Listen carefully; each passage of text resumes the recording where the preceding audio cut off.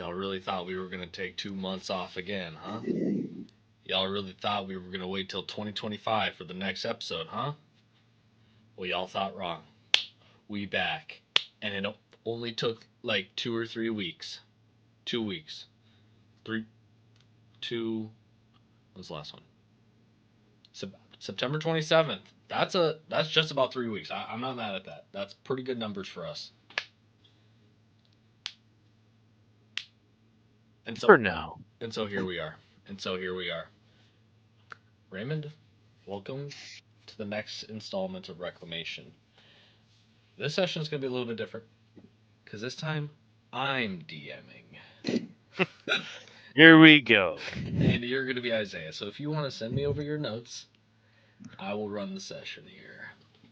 I will post them live on Facebook right now. All of it. They call me the Purple Man. Well, we left off on a very eventful last episode with the conclusion of the part 2 court case against Isaiah, I guess Jabaxi against Isaiah at large, on a more elemental and metaphysical level than anything,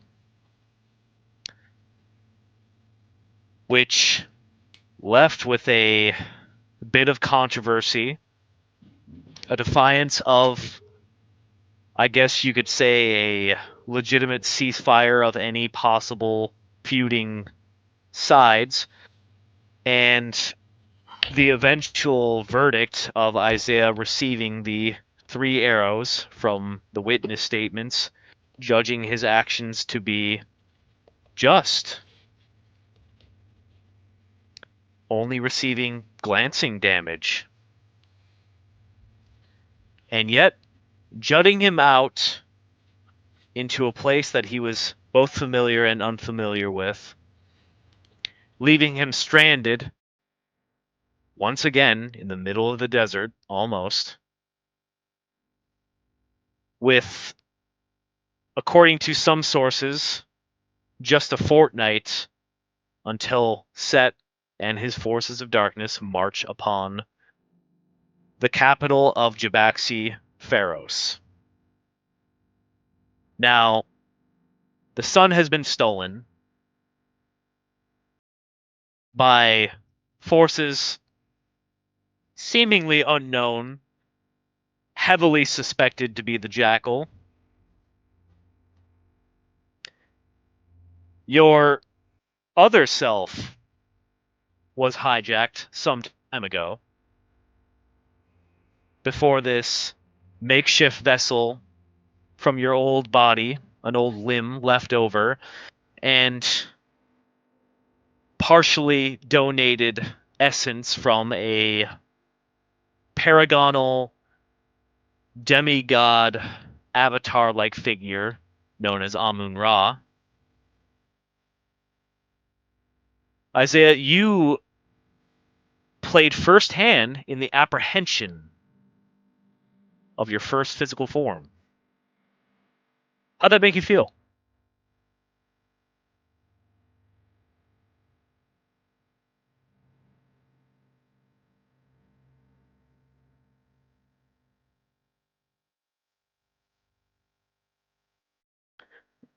Not sure if your mic is muted or not. Nothing's coming through. I was talking and I didn't know that my mic was muted. Okay, I'm back. It's okay. How I felt was that I had a chance, and I also felt like I'm starting to get my lick back. This guy, he's gonna pay for the nat ones that I rolled. That's how I felt. Well, I assure you that while he took your body for what seemed to be a good old-fashioned Grand Theft Auto ride into the fantasy world that we have made here together,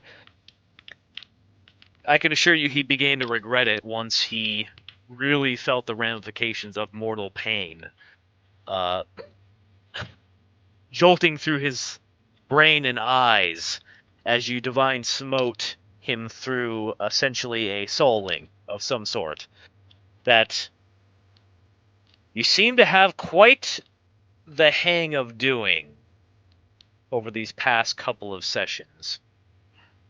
Your ability to see the weave and bonds through the duat and your divine sense is coming in handy.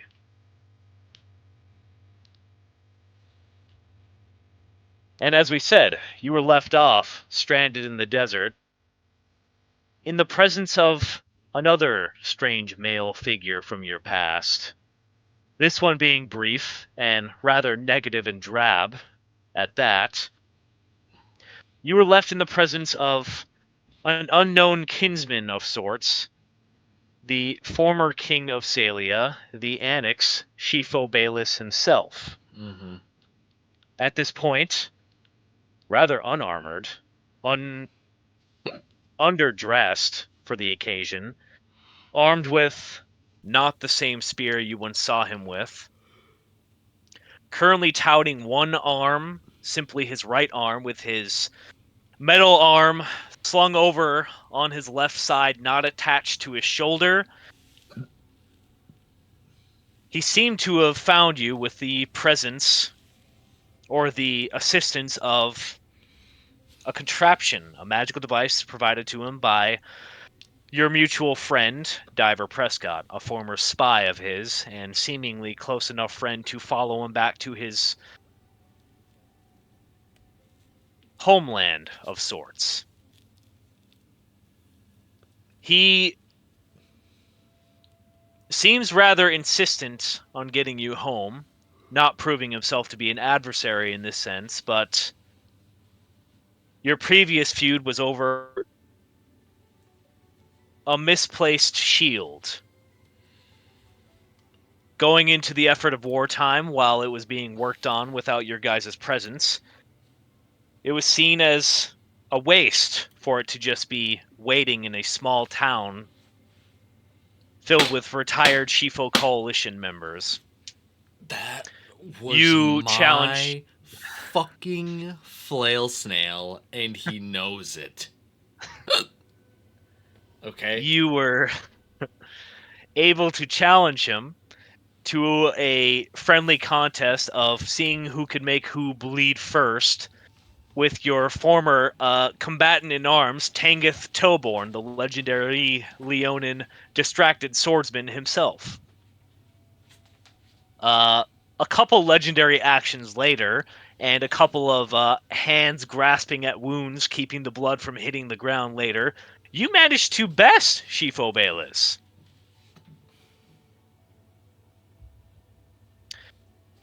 That led to him owing you a boon. A boon in which you never, yourself, got to claim. As for Tangith, well, that was years in the past. With you traveling the underworld, afterlife, original world, and second world of Jabaxi, Tangith's tales are not truly known to you. Bayless looks at you with some disregard, staring past you almost at times, almost as if you're just another thing on his mind that he doesn't have time for. You guys fly on the Griffin for most of the day.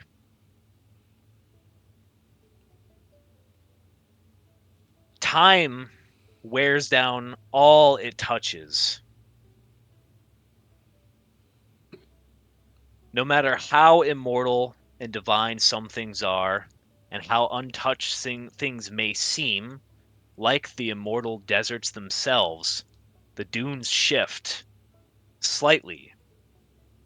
In time, Isaiah, even though your physical appearance has not changed, everything else inside of you has.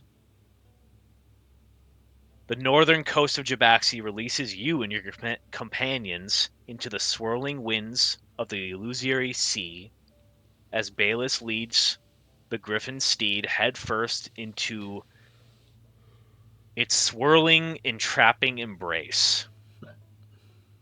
Deep dunes and valleys. You smell fire in the air, persuading you that the way that you travel is not the right one. And despite the griffin's objections in the direction, the spurs of Bayless keep it moving forward. Do I see smoke? Do I see any hint of a fire off in the distance? I feel like I'm high up if I'm on a griffin, right? You are very high in the air, stepping in, or not stepping, but flying into the desert is the first time you have seen the illusory sun of Chiraku in the distance for a long time. And it's the first form of natural light you have seen for quite a long time. Even if it's fake, things being presently missing in terms of celestial bodies is a jarring thing altogether. And the sun being an illusion, unfortunately, doesn't fill the gap of the heat that sun would give off. So it is nearly freezing at almost all times. Roll me a perception check to coordinate the source of the fire. I got you.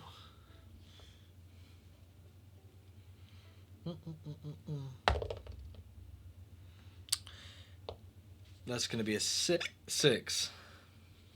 6. Distantly, you see what seems to be 1, 2, another fire, multiple fires, off on the horizon in the distance.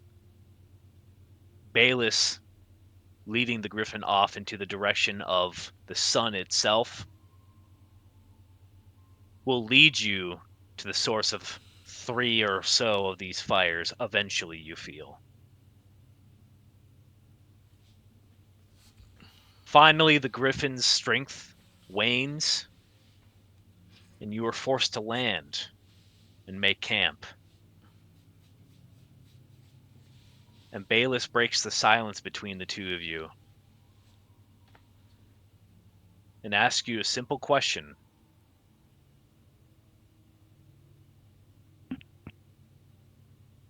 Oh, do you think you can beat him? Begins unrolling his bedroll, feeding the griffin, and starting a fire. I look off into the distance where I could smell smoke, more than likely. And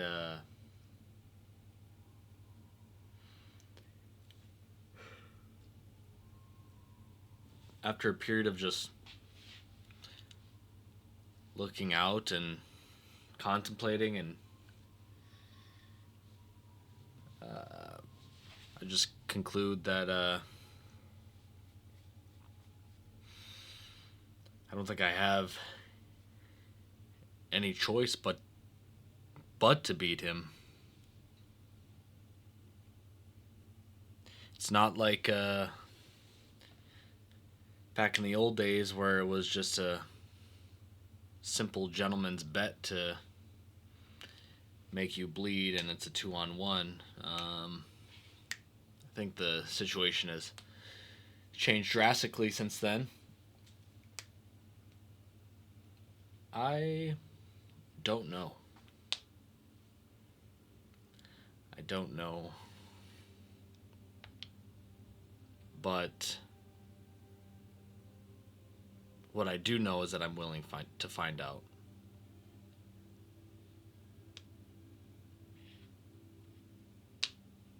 Your camp is made. A fire is adorned with kebabs. Nice. Bayless offers you a water skin and a bedroll right next to the griffin, which he is cuddling up against to stay warm while he cooks his food.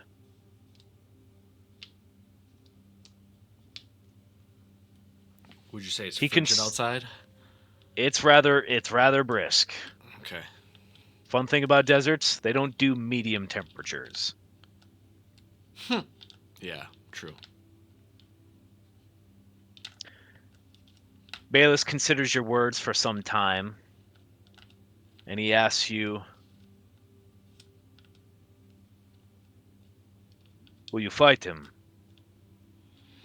Or will you do what I hear so much about you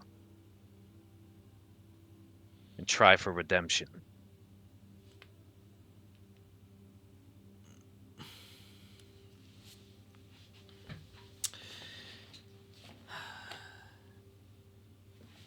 I draw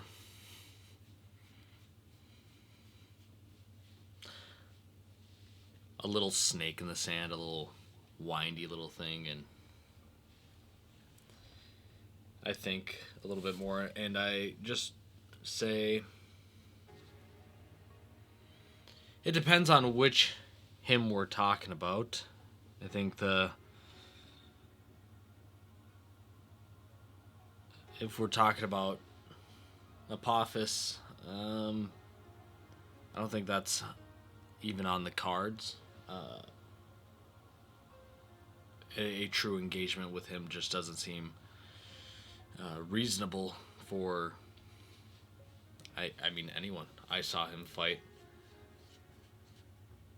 I saw him fight my father, and I saw him fight Amun, and it doesn't. I don't think that would be favorable for me. But when it comes to Set,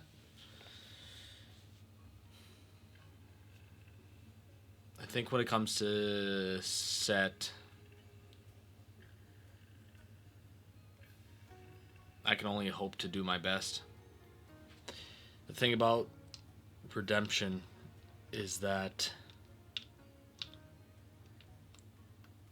you can only be redeemed if you can begin to see it within yourself. And if you can't see it within yourself, then no one can see it for you. And I've seen in certain instances when you try to see it for them, the bitterness and the resentment of seeing a side in them that they haven't been able to tap into or they couldn't hope to find for themselves. So I think Apophis is just Apophis. I think he will always be who he is. I don't even think maybe even reconvening with his daughter Ion, maybe that does something for him, but I think ultimately what he is will always supersede how he may sway in his feelings. And I think Set, for the moment, is convinced this is what he's supposed to be. And I think what he's supposed to be is only ever reinforced by his engagement and his persistence to engage with Horus. And I think I could show him potentially a different side, a different angle. That doesn't mean I won't engage with him, because ultimately, if I just drop my weapon at my feet and walk up to him and shake his hand, I don't think it goes a way that I would like it. But I think there's a world where submission can yield a favorable outcome for both him, the people of Jabaxi, and the gods. But I can only do that if he's willing to see that within himself.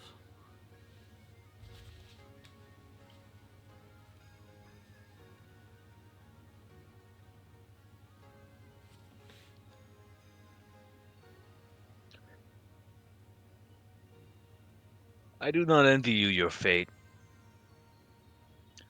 This jackal, his armies of the dead, march at his rhythm upon Pharos,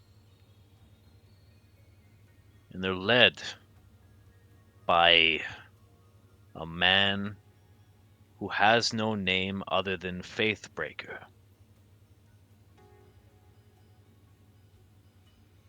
In my time here, in what I thought was my retirement, I have been approached more than once to march against Idalia. I have been invited to set in his great cities and asked to make the sacrifice to prove that he is the one true king against this liar, this fiendish woman, Idalia, who misleads her people in a dream of violence to kill a god. Idalia did the same thing. She asked me to take my spear and to complete it and strike down the jackal the same way Anhur struck down the earth itself, in a tale I had never heard before in my life. And all I had to say is, I've fought more wars than I've ever wished. I have made many mistakes and killed enough people for anyone to ever do so again. When I heard about you and your reclamation, Diver Prescott said you were the ideal lead for Jabaxi, but maybe should not lead it yourself. She said that you are the example of someone who can change. And she said the same thing about me when I put down the crown. And I stopped playing the games that Callus Massus and the courts of Colette oh so love. I left the coalition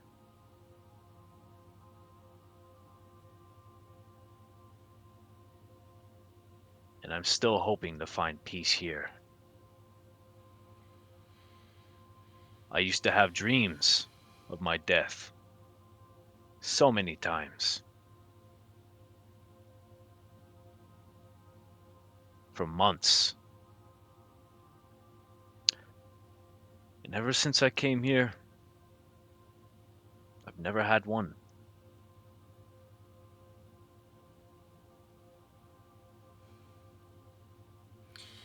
You've come at a bad time. I'm going to be honest. But Well, here I am. here we are. We don't even have a son. That has been noticeable as of late. Yeah. Yep. Yep.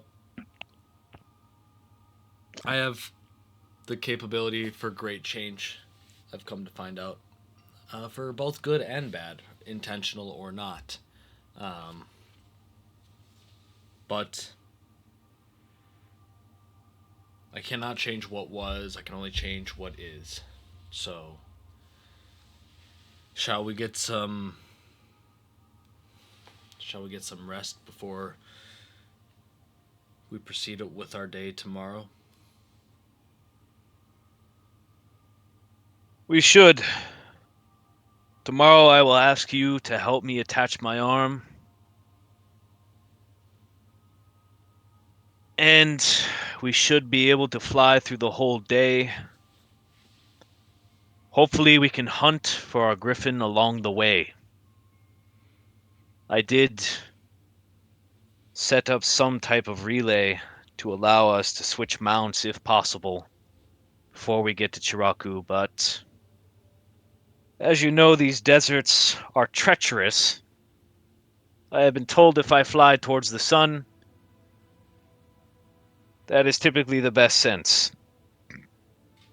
to find the hidden city. However, it seems like the illusions are getting weaker, and things might be getting out, which I was told by our wonderful speaker is bad. So hopefully, whatever is getting out doesn't find us on the way.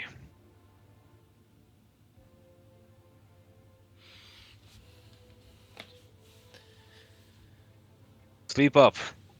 Get your rest.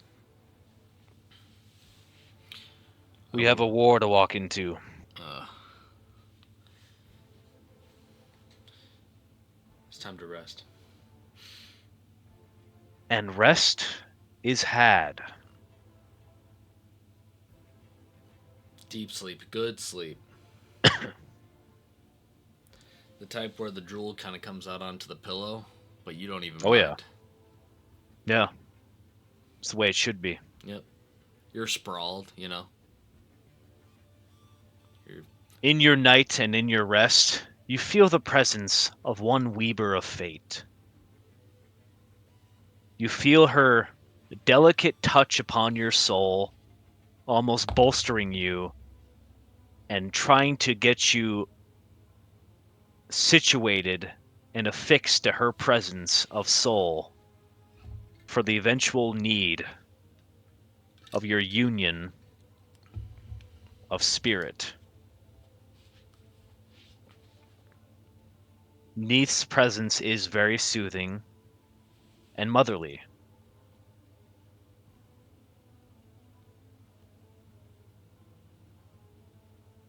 Does Isaiah dream of anything in the night?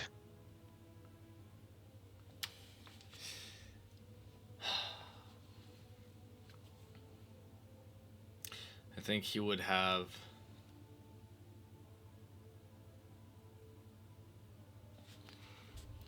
I think he would have visions or nightmares of Set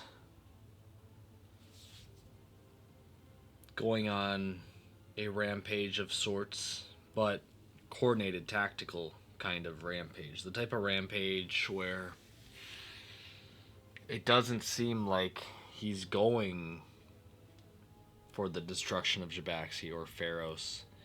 It's a slow, targeted assault on people that I know and love.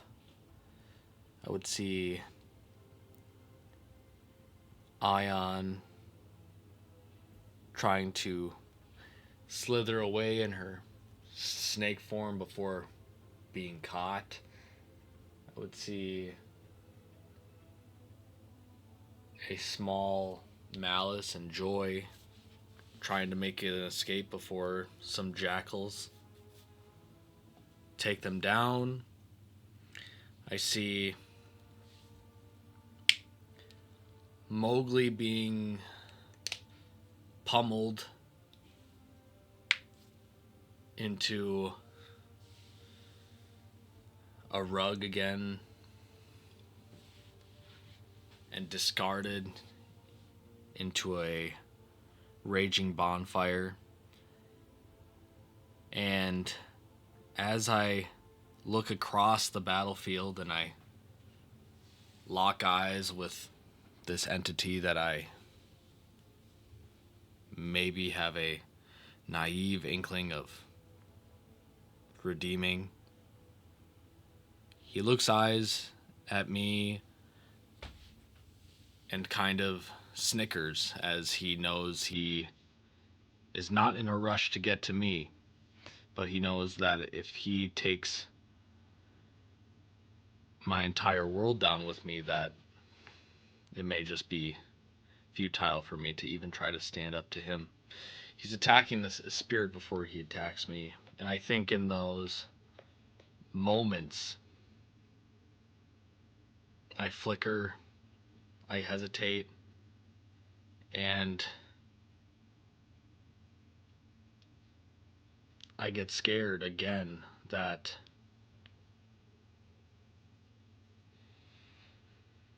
saving Jabaxi may once again come at the cost of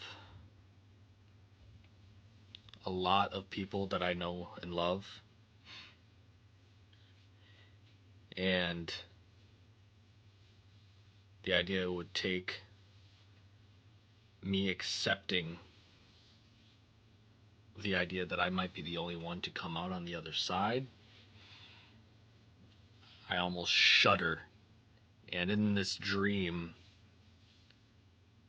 I slowly turn around and try to make a break from the battlefield before once again I see a sword burst through my chest again into the sand below me, and it's not the sword of Captain Sylvan. It's a familiar weapon with a faint hue of lavender just poking through my chest as I see the web weaver plunging into the sand, and I turn around and I see the person formerly known as Isaiah being piloted by Apophis,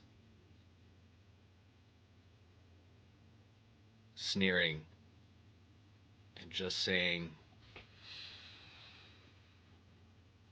"There's no running away from this one." And he reaches out and puts his hands over my eyes. And in that moment, I suddenly jolt and wake up. In a heap of sweat, in the middle of the night, gazing out in the moonlight, which is the only source of light. Actually, I don't even think there can be moonlight because there's no sun to bounce light off of the moon. So, There is moonlight. but I wake up in a sweat. I look over at Shifo Bayless, snoring like a little baby. And instead of trying to sleep, I think I would go back into a mode of meditation so that I can at least have direct control of my thoughts.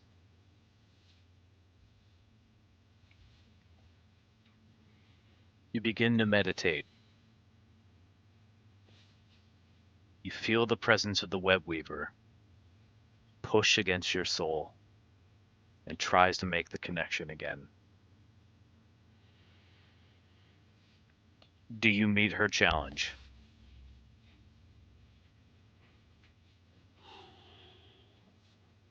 I would take a deep exhale and use divine sense to reach out to the web weaver.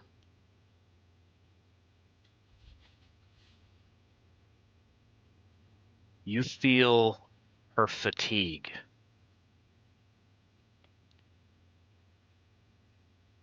her sadness, her sorrow, her regret at what her children have become to one another, and she uses that as her source of connection to you, seeking out not the same emotions, but something to even them out.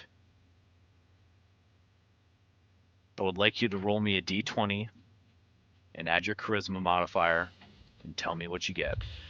Big numbers! We don't deal in small numbers! God damn, man. Ray, I'm gonna start lying. I'm gonna start lying about my rolls. And I don't care that I'm saying that. I got a natural 2 for a 6.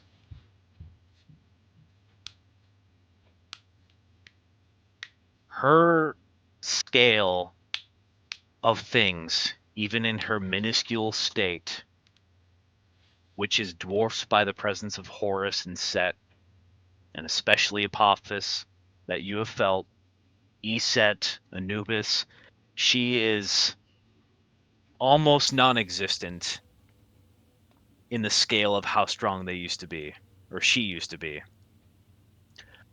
And even then, the emotions and power that you feel is overwhelming beyond any mage you felt before, and you fight back as hard as you can to match her sorrow with kind and happy memories of your friends, your family, and you push and push and push, and you keep her from dominating your spirit, your vessel, your power. You see for a moment in time your limbs split into 8. Fangs jut out of your mouth, and venom spewing from your maw, and you stop it. You break the connection, and you don't turn. That was terrifying. That was not you. That was not her. That was something that should not exist. And you realize that this illusory desert would probably be the best prison for a thing like that if it were to exist. And you think about the Book of Avatars, and you think about all the ones that have failed, and where they might be now, if not slain.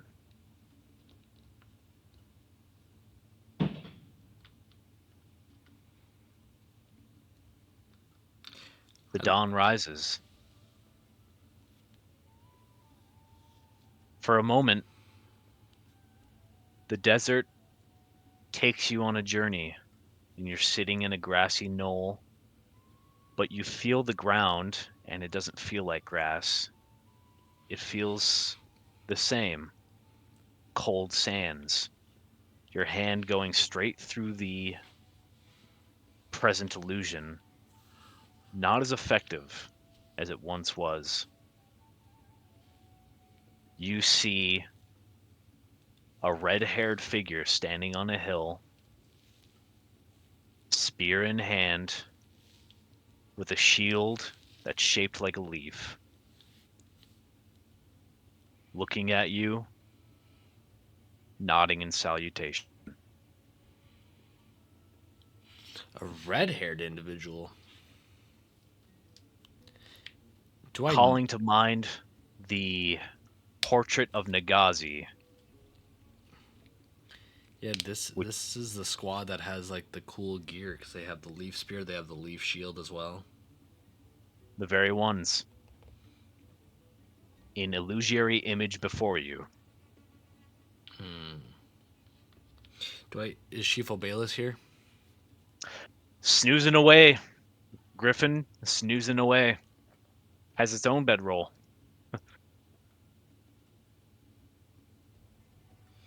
Hmm.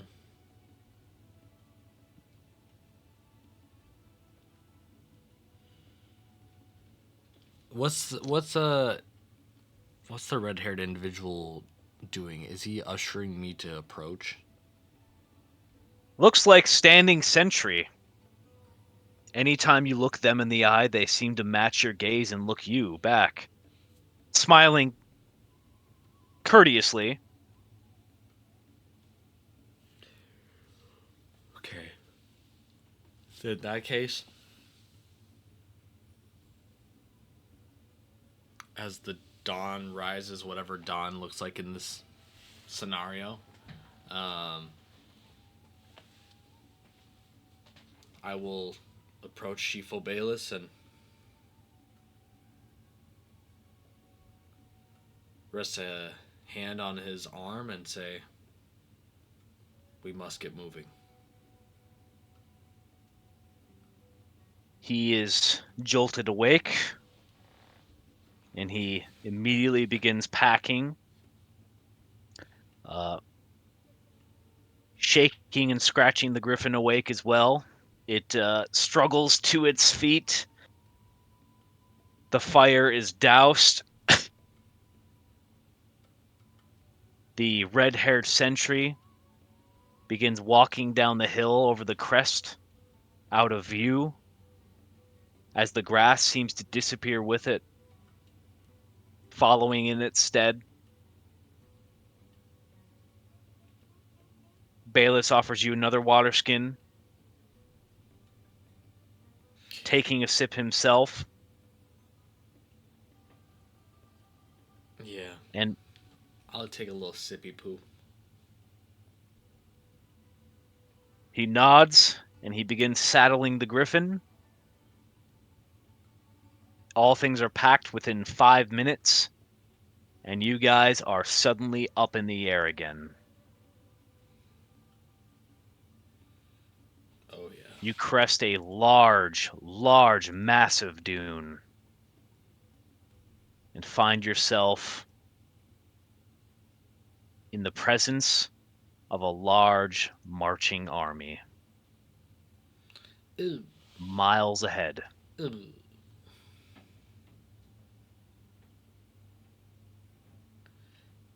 And ooh. for a split second in time, Isaiah, a flash of light so powerful and blinding, followed by a pulse of heat intolerable to anything mortal, hits all three of you for a split second. Give me a Constitution saving throw. Ooh, okay, all right. Oh, a lot better. Okay, that's a 25. The sudden heat and blindness from this apparition you see only for a split second in time, as in the form that it is can only exist for a split second in time. You see the Ark of Ra apparate into the material plane and burn a village, incinerating it and a good portion of the army that is marching in a split second in time. So it was targeting the village. Seems to be. Okay. You Well, look down, village is turned to glass. jeepers. Bayless, blinded incredibly from the moment in time, the griffin immediately deferring its course in the opposite direction of where the flash came from, flying away from the illusory sun. Bayless himself, unable to see, tries not to panic, but the griffin is starting to falter in its flight and is waylaying you off track. What do you do? I would try to assume control of the Griffin while Shifo Bayless deals with his situation. And I don't know what that would look like. I'm assuming I'm behind Shifo Bayless, so if there's any You are. reins to grab, I don't know if the Griffin's just freestyling it, but I would try to guide the Griffin to the best that I can. Would that be an animal handling check? It shall be. I should apologize and describe the griffin. You are flying on what is essentially an elephant-sized winged beast with an eagle-like head. It is dark brown with graying feathers on the very edges that almost smolder a little bit, giving off somewhat of a fiery elemental effect. With a small sensor of smoke hanging around its neck, it seems to be blessed in some type of way. Uh, on the back of it is a massive saddle. Think Appa from, Avatar, The Last Airbender. Beautiful. Uh, Bayless, promptly blinded by this and in great pain, you move him out of the way as he seems to be struggling with one arm and at this point, blinded, doesn't know which way to lead. Give me your animal handling check to take control of this griffin. Okay, here we go. 15 total. Very good. Very good. You place your hand on this griffin and you give it a rudimentary, slight form of soothing healing to assure it that it's no longer in danger. The danger is past. As you see a good portion of this large army that was marching by this village has been promptly scorched, is on fire, and a number of them have been also glassed into the ground in terrible, terrible pain. The sun or the ark itself can't truly exist in the material plane without destroying a good majority of the material plane at large. Hmm. Where do you decide to fly, Isaiah, as you soothe this griffin and guide it in a direction? You are currently in charge. Hmm. Yeah. Oh gosh. See, I woke up in front of Shifo Bayless, so like the Google Maps was kind of on him. Um, It was. when the arc came in, did I see where the, for lack of a better term, laser was coming from? Like, was it like a cannon? Was it a staff of sorts? Was it coming from the mast? Like, what does it? It was essentially floating in the sky itself, and then just the area of effect in a rough spherical formation with tendrils coming off of it was the effect and firing that caused the horrible uh, devastation of the village and army down below, a couple miles off to your east or so. Can I identify the army from here? What's the affiliation? You see banners in the distance. You would have to get a little bit closer to identify them, but an army marching in the illusory desert does give you pause no matter who it might be for, I would say. But if you want, you can get closer. We're getting closer. I'm steering the Griffin towards. All right, then roll me a perception check. That's an ope. That's a natural one for a two. The blinding of Bayless had a slight effect on you, and you're hardly able to make out the actual symbol on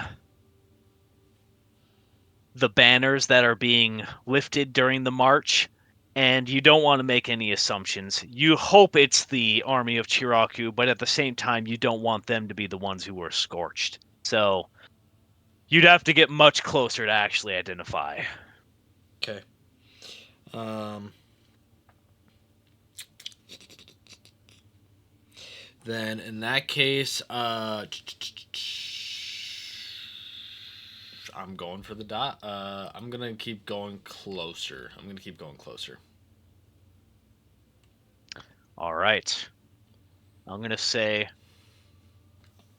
you get within about 1,000 feet or so in order to see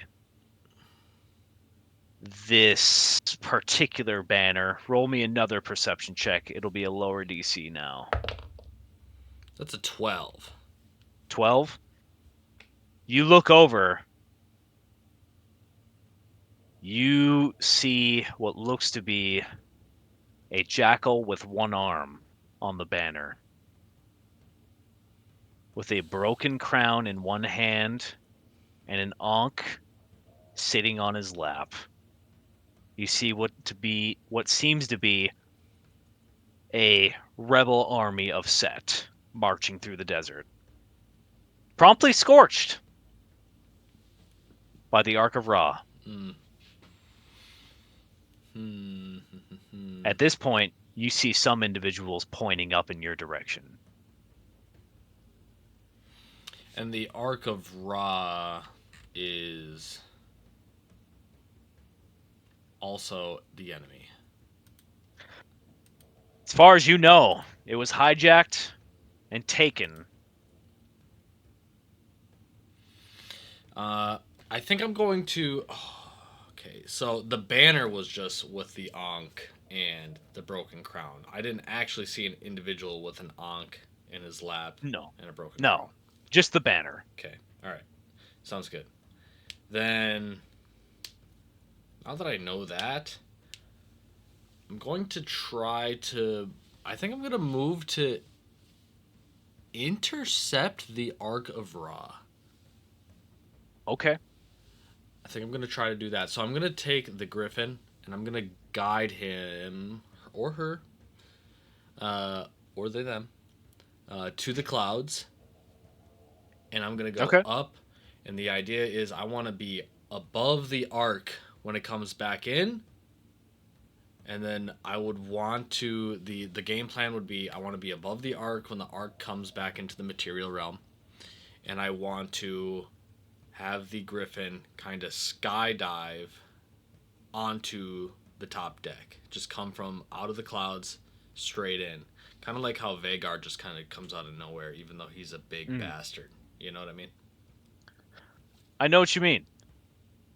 I would like you to give me an insight check. Oh, that's cocked. That is going to be a 10. A 10? With a 10, it didn't have to be big. It's going to tell you two things. It's going to give you the next best guess you could possibly be to assume where this thing might materialize in the material realm. But I'm also going to tell you another thing that dawns on you quite quickly. You look down at this army and this village, and you know that the ark itself was a good couple miles or so up in the air when it apparated and turned this village and a number of the surrounding, sands into glass. You feel like if you were to get that close in the material realm to the ark, you Would fry up. might be fine, but this griffin is not going to survive. It's going to go. So I just need to know if you're okay with the possibility that if you try to get close to that, you try to board this thing without being in its, enchantments of safety, that it's going to be a one-way ride. Mm, And that doesn't even count for Bayless, yeah. which you can assume that he's more durable than this Griffin by all means.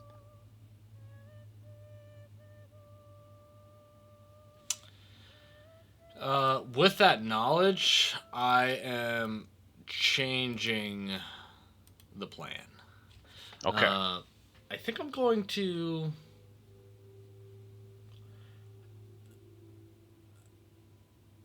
I have a weapon on me. I still As for weapons right now, I'm going to say that roll me a d20 for luck I to have see if Bayless has another weapon. I know that I picked up the +1 mace. Yeah, the frying pan. I don't know if that was the +1. Was that the +1 mace? Is the I cast think it iron was. pan? Yeah, All right. yeah, Well, it that's was. beautiful. That's beautiful. All right. There's a flat roll 8. 8. Yeah, I'll say that Bayless has another scimitar on board of this griffin. Not his, but one that he found and one that might come in handy in case a spear was too long of a weapon to use at the time, and things need to get close. Okay. I would probably have the griffin fly me above the arc, and once I'm above the arc, I want to I'm going to jump off with the idea being I'm going to use this spear to cut into the mast sail and basically control my fall. Okay. Very daring, very Prince of Persia, very very dangerous. I like this. And I would obviously tell Shifo Bayless to maintain his distance, but if shit goes south, maybe fly somewhat below the ship and prepare for a purple man to jump off. Something to consider. Something to consider. All right. I will say oh boy, how shall we do this? You'll convey the message to Bayless. Bayless will eventually get the blindness out of him, and you're going to see and be able to time the apparition of this particular arc. Trying to think what would be the best role for you to do this. I think it's going to have to be insight in all intentions because you're trying to read the situation and understand where it's going to be. So roll me another insight check. That's an 11. 11. All right. Isaiah, you locate the griffin high, very high into the skyline. The army down below has no winged mounts. They cannot assail you. Get fucked. I will say that a number of them have attempted to shoot objects and sling spells in your direction that simply either disapparate or are just way off distance. They seem to be just making a game out of it at this point in time. The arc apparates again. At this point, 500 feet off to your right, in that direction, about half a mile down. You're able to point it out and feel its apparating before it blinds and scorches the griffin and Bayless again. It was a little too far off for you to make the jump. And it's gone, just like that. Okay. Once again, the army down below gets slightly scorched again. Okay. I'll make the proper adjustments with the griffin. I'll guide it slightly towards the right, um, and I'll still maintain a straight direction once I get about like 500 feet to the right or so. And I'm probably using some shadow or something like that as a reference point for how far I'm moving laterally. Uh, with that, I will be waiting and I'll be anticipating. I'll be anticipating. I'll be You standing on the feel, griffin at this point. yep, you're standing, you're ready. The griffin, you're used to its rhythm of its wings at this point. It's flying in as stationary as it possibly can with jolting thrusts. Your knees Jeez. bend at the right moments, and Jeez. Wow. Okay. you feel for a split second in time you have the timing right. Let's see if you have what it takes to make the timing perfect. You can only jump once before he has to dive for you. So roll me a final insight check. Here we go. Big money. Big money. Oh, better. 17. 17. Isaiah, heat, unbelievable. I would like you to roll me an athletics check I got you. and a constitution saving throw. Oh, I got you.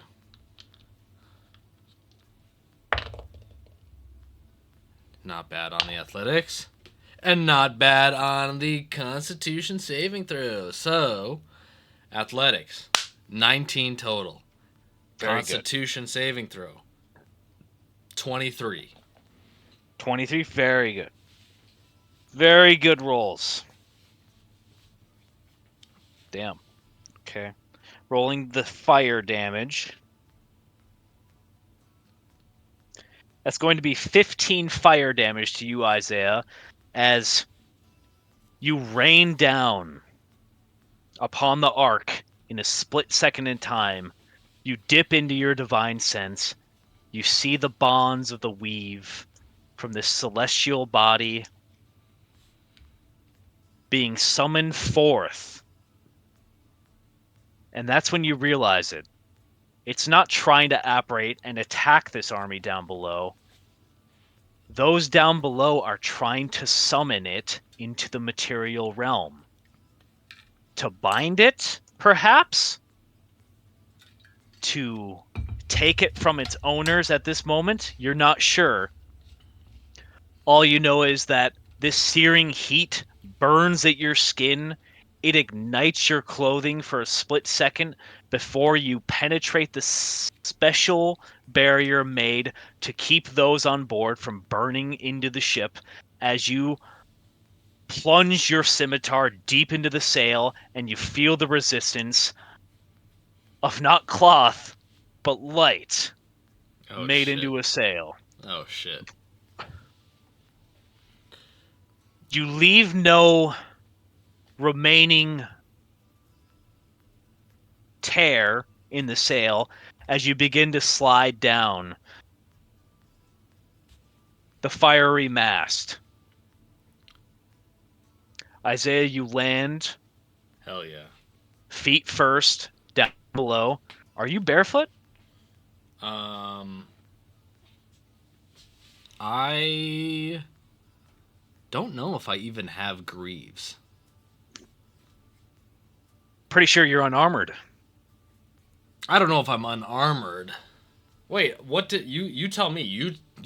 I was teleported. I woke up next to Shifo Bayless. What did I have? Because I You didn't were have armor on my trial. No, you were being executed, and during your execution, you would have been disarmed of anything that would have stopped the arrows. Not that anything probably could have, so maybe there's the argument that you would have something. I would say that Bayless would probably, at the very least, have showed up with at least a breastplate for you. I'm in a toga You're in a toga. and a G-string. In reality, that's really all you need. You could be Especially surprised in by the how desert. far you can get in life with just a toga and a G-string. Ask the Greeks. Anyways. Yeah. Anyways, you land on the deck, I land on feet the deck. first, and you feel the warmth of the sun in a more moderate sense for the first time in so long, and it feels good. You ever been to your buddy's place and they don't give you the rundown of their house, and so you're like hanging out with them and you guys are playing with toys in the basement or whatever the case may be, and you're like, oh, I really have to go to the bathroom, right? So you go to their bathroom and you turn on the light and you're barefoot because you took off your socks because that's what you do when you're hanging out with your friends, and Uh-huh. then you go into the bathroom and you get nervous because you see the tile floor and you're like, damn, this is gonna suck on my feet. And then pause, Tarantino, if you're listening, pause. Um, and so you step on the tile floor and you're shocked by the fact that the tile floor is warm, and then you tell your Yes. friend about it and he's like, yeah man, my parents got the heated tiles, and you're like, holy shit, this is what money and luxury gets you. That was exactly the thought I was hoping you would go to. I didn't think you were, but I had a friend who came from wealth. I think his dad was a doctor, and I remember being a young lad, and he was the friend that introduced me to iNinja. Huge tangent right here. And his name was Mark, and yeah, I remember very vaguely. I'm like, damn, this floor is way warmer than it should be. What's going on with that? Yeah. I could not fathom it. I was a Yeah. child. Oh yeah, it breaks your brain for a little bit, and you're like, "Can I always come over here? Like, this is super cool." Yeah, But yeah. yeah, no, I understand. We're aligned. We see eye to eye on this, and because of that, I'm giving you, Ray, inspiration. Thank you. You're I welcome. wish I could give my friend Mark his mother inspiration because she was the person who introduced me to a New York accent. Mm, I didn't know what that was, mm. but she had one. Were you jarred by that? Were you a little Yeah, because I off thought that put? was just for movies, dude. Oh yeah, that's a good point. That's how I felt in Hawaii when I met the woman from Manchester. I'm like, damn, a British accent in person. Crazy. Tragic she wasn't from Womanchester, but it's rough. Shh. All right, all right. Yeah. And now we're back from this commercial Oh, break. Isaiah, you look around, and as you've landed on deck, you realize it's been a long time since you've been here. When you were first introduced to the celestial battle between Ra and Apophis, it was mostly between their minions and captains and crewmates and a number of individuals from many different faiths and gods that have chosen a life on the Ark or have damned themselves and joined the Serpent of the Night. Ooh. When you were last here, the captain was that of Set, chosen at random, as many of them are for fairness sake. You look around, you don't see any individuals that you saw once before. You are sucked back into the Duat. Everything takes a hue of green. You look down the deck in the Duat. You see something horrible. Oh shit. Piercing red eyes on a leopard shaded being. This hulking, backed, humanoid feline demon is at this point crouching, flexing its back and leg muscles. And you realize that the crew on the ship at this point are all staring. One individual you think to be the captain has a hand up as you see this feline individual flex his muscles. A shockwave of the Duati sands shoot up into the air, as does this leopard demon. Miles and miles into the air at ballista like speed. As you see the captains shout out an order, dropping their hand, and you apparate again into the material realm for a split second, and then back into the Duat suddenly, as you see this leopard demon fly a number of miles away and start running and leaping back. Oh Oh shit. Um. The crew almost pays you no mind as they're stressfully trying to get ready for the next ritual to get out of the way of this thing, as they're sailing in the duat and making almost no progress in the material realm. They're trying to get the sun away from this thing. So the leopard is the op. It's not welcome here, but no one can really deal with it because they're too busy manning the ship and there's rituals going on. It seems to be the case. It seems to be whoever's in charge at this point. You can make an insight check for affiliation. Yeah, I'll make an inside check while I am heading to the wheel of the ship. That's a 17. You see the versatile wings of Ra on a number of these individuals, but you don't feel the presence of the god himself. You know that by granting you a wish, he had exhausted a lot of his power, reviving Amun and his avatar state, and relinquishing onto you his faith and belief that you will make things right in the end. His crew, that seems to be haggard and distraught, not what you expected. You expected mustache twirling villains of Set to have hijacked this ark, this vessel.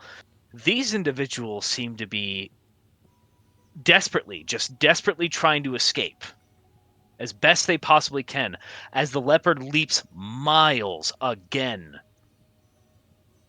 narrowly avoiding its grab as it flies by the main deck, trying to make contact with it. Part of the mast goes with it. Mm. As orders are barked left and right, Isaiah, you feel the ship teeter for a minute in time as the mast is quickly repaired by another crewmate putting energy into it, and you see that it's made of glass. And the The duat captain is made notices out of you. glass? The ark. Oh, the arc is. Okay.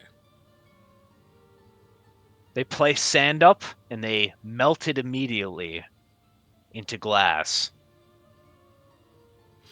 And the captain looks at you, seemingly a dwarvish woman of some kind,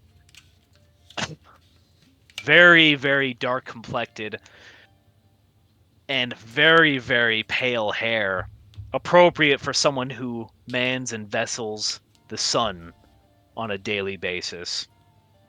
She looks at you and she says, Who are you? And begins to draw the bow of Ra from her back. I put my hands up, and I say, I'm just here to help you navigate these desert seas. It seems like you have a little bit of a.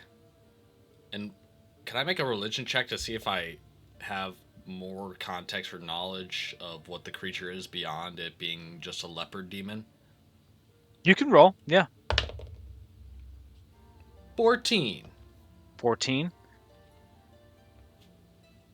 You have limited knowledge on the complexities of the Duat in terms of, let's say, the lesser deities and possibly the more malevolent ones as taught in whatever type of capacity the Magi would have taught you.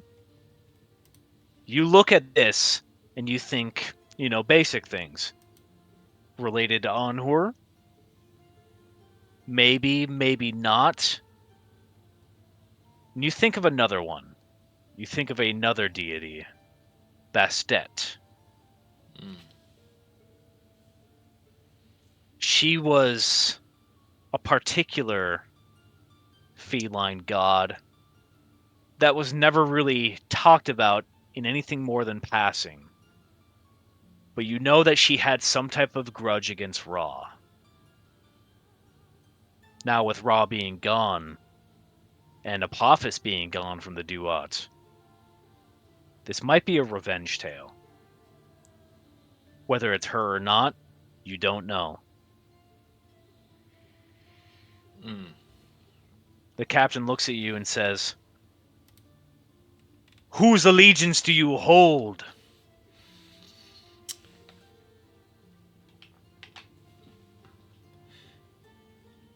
My allegiance is to, I guess the most familiar name would be Amun. But my allegiance is also to the betterment of the Jabaxi people.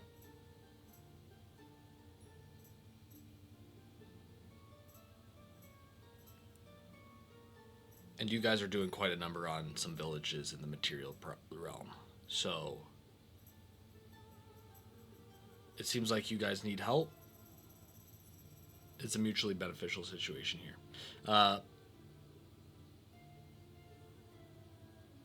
So, can you help me help you?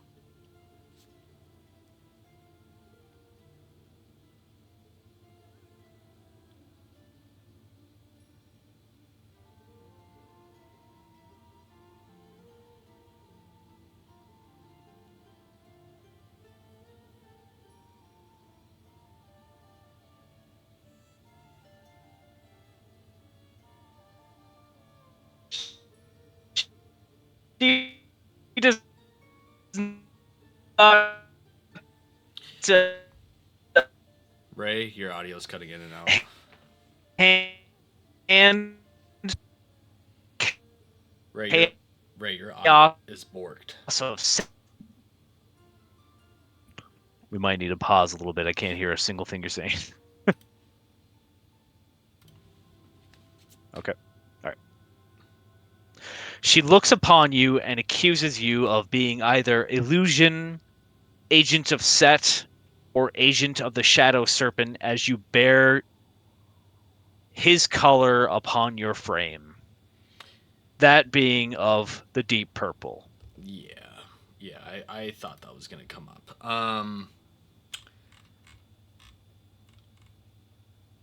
Are we in the duat right now, or are we in the material plane?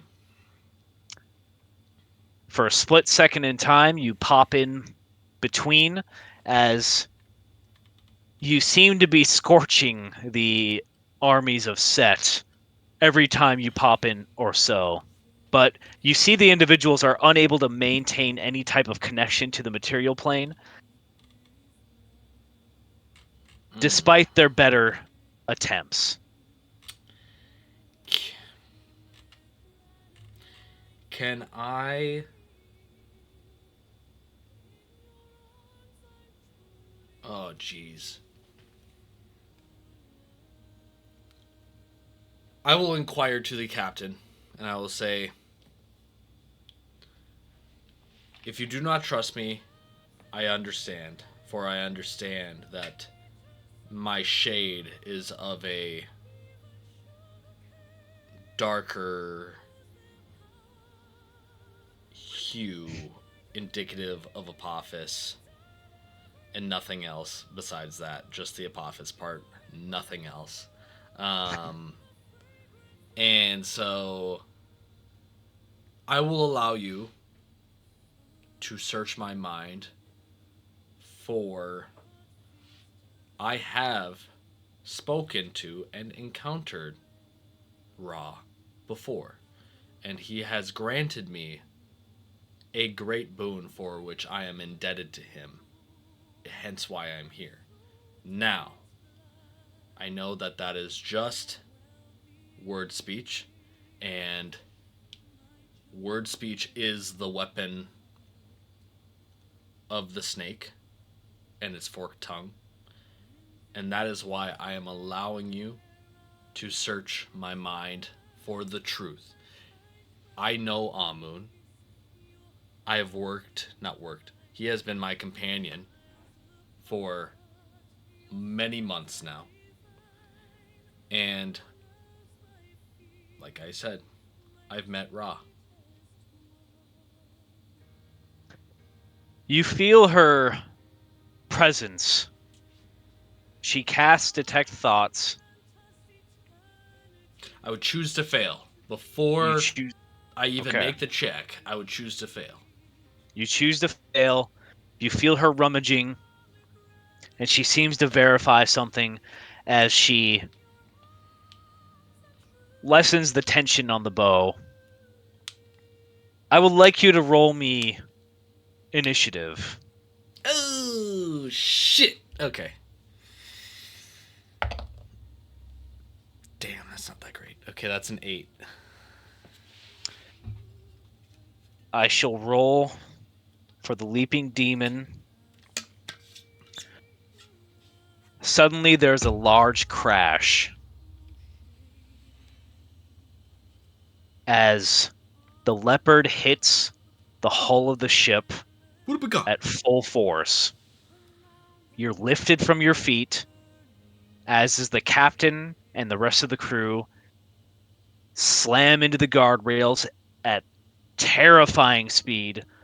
A clash of glass is followed by another as the leopard breaks through the top deck and grabs the captain by the waist with a horribly taloned hand, stabbing her with all 5 claws.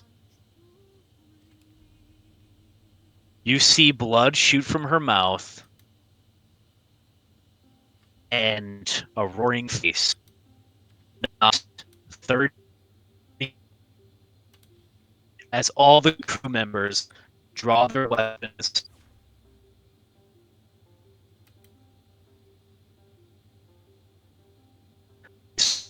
They stop concentrating on the spell, leaving only one spellcaster to work for it.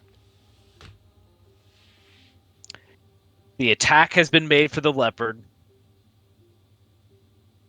What do you do, Isaiah, on your turn?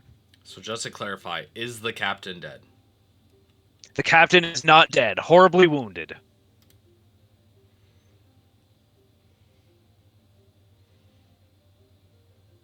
Hmm.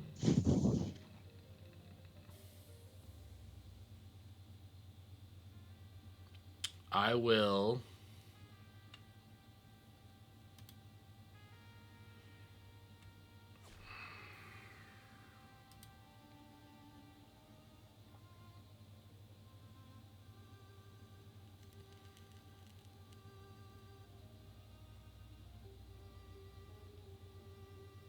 I will draw my scimitar. Okay. I will look at the leopard. And I will say,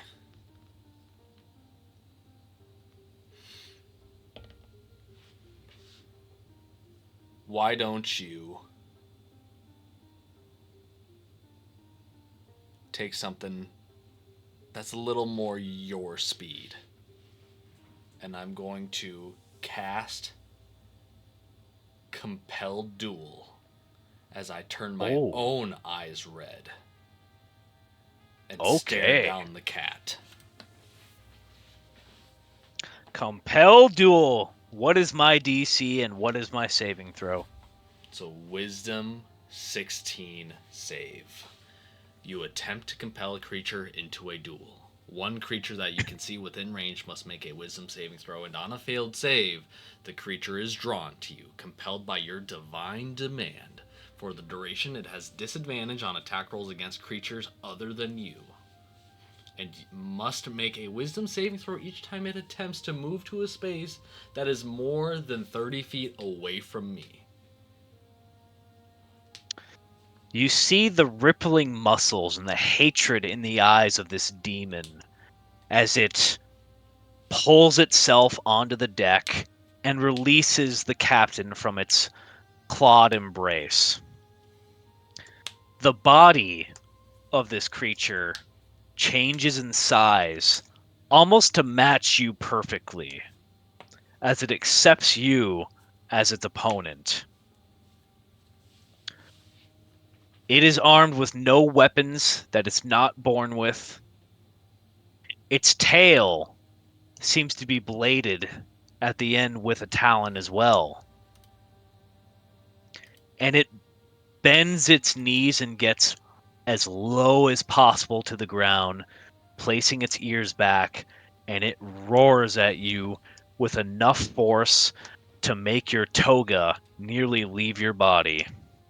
Oh, shit. You are immune to the fear effect. But I need to ask you, do you consider the crew of Ra your allies? I do consider them my allies as of right now. Yes. Then they too, within the range, will be immune to the fear effect. And That was your action, right? that's my bonus action. That's your bonus action. Okay. Compelled Duel is a bonus action. I will tell you, it did fail its save and is compelled. Uh, so it's already taken its turn, correct? Yes. Okay. Then. Okay. So even though it's down low, it's not like readying an action or anything like that because it already expended its turn to attack the captain. Okay. Then in that case, I'm pulling up. I'm pulling up with the scimitar, a toga, and a G-string, and I'm making something happen here. So So, JoJo's episode. Oh my god. just to clarify, is the scimitar a +1 weapon or is it just a base scimitar? I'm going to tell you right now, it's a base scimitar. All right, sounds good. We're going for it. So, I'm rolling to hit. You close the distance. I You roll close the to hit. distance. That is a All right. 25 to hit. That will definitely hit. And I will be doing a 3rd level smite. All right. That will be very important. And then I'll just roll for my second hit before I do damage dice. Please do. And make sure you tell me the scimitar damage away from the rest. Yep. That is a 17. 17 to hit? Yep. That will not hit, I'm afraid to say. Ooh. Okay. So, the scimitar is going to be 6 slashing damage, non-magical. That will be reduced to 3. And the... Damn, that's tough. I actually don't have any d8s in my tray. Give me 1 second. All right, that's fine.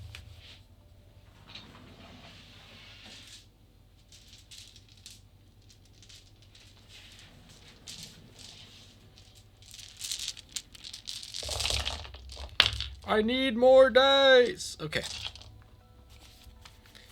So, with a level 3 smite, I get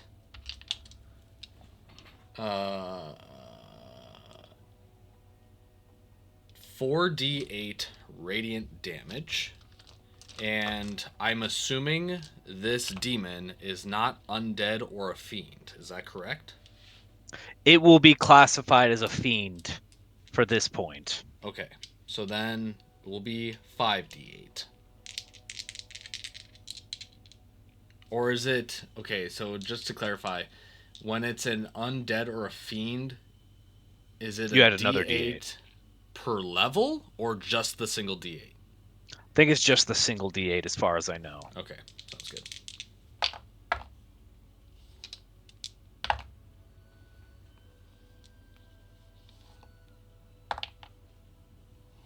That'll be 23 points of radiant damage. That is pretty good. You immediately know, Isaiah, that you have the wrong weapon for the job as soon as you make your first strike. It's strange. It's like the skin of this beast is rippling with muscle underneath, and yet it moves as soon as you make contact with and keeps you from making a full-blown, truly powerful attack on it. But your smite comes through more effective than it normally would be, knowing this creature to be of fell origin. Mm. It screams at you in almost a high-pitched voice as the smite makes contact, tries to bite at your neck in between your second attack, forcing you to miss your second move. You take a step back as you realize this thing is viciously fast and able to change size almost at will. You find that it truly is of the Duat, as despite its size at times and capability of changing mass, no physical creature could do such a thing. Not that you're unused to fighting magical ones, but you know that this thing is not meant to be battled by anyone other than a being of the quality of yourself, and you begin to doubt the crew around you despite their celestial afterlife. Mm. Okay. That would end my turn.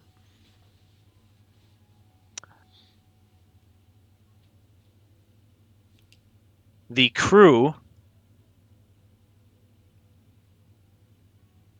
apprehensive on what to do, whether or not to engage, as this creature is currently on board, you hear the captain scream an order to stop the ritual, to maintain a full offensive on the intruder on the ship, as they are going to take their own attacks. I'm just going to see if they rolled a hit in a myriad of ways so that I don't have to roll that. It's not going to hit. That one will hit. A little bit of damage here and there. And we go back to the leopard. When the crew makes their attack on the leopard, they will wake the leopard from its daze as the compel Oh, duel spell falls. I did not realize that. That is okay. So, drawing blood from the leopard has caused the duel to fail at this moment in time. I am going to make it known that you saw a number of attacks land upon this creature. None of them had the effect that you had. The captain is going, I should say, the captain is going to take one shot at this thing with the bow, which, if she gets a nat 20, she can potentially kill it if it fails a con save. Ironically, she got a 19, but F. that's not gonna do it, unfortunately. This should be big damage though. Yeah, bigger damage. It does take a arrow that immediately turns to glass and shatters as it flexes its muscles and eyes you as the true main opponent. As you saw before, it ducks down on its 2 feet, getting very, very low, and it gets ready to charge you. Mm. Let's go. All right. Oh my god. It's going to be a natural 20. You are a bitch. All right, I understand. Yeah. I need you to give me a strength saving throw. It's a 16. All right. Perfect. That's exactly what you need. As it collides into you, its leg muscles, the back leg muscles, explode in size for just a millisecond, and it pushes off the deck, shattering a good surface of it where it was once standing, and pushes you so hard into the guardrail that you damn near fall through it. Luckily enough, your allegiance to Ra and on this crew, the guardrail does not shatter into glass, and you're able to keep yourself on board as it slams into you for not knocking you prone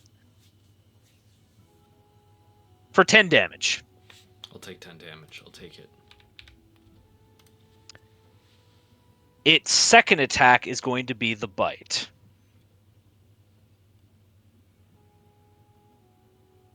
That is a 16. To hit? Yep. That And I misses. would say that misses. Perfect. All right. Uh, you were jarred by its strength. You saw it once before. Now you felt it. You understand that this beast is built strength-wise like Ion, and you realize that you need to finish this fight as fast as you possibly can. Hmm. Interesting. Okay.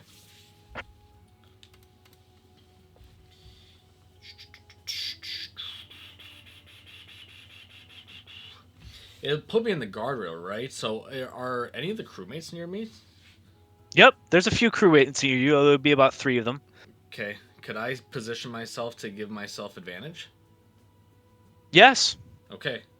Then I'm gonna position myself to get advantage, and I'm going to still strike with a scimitar once again.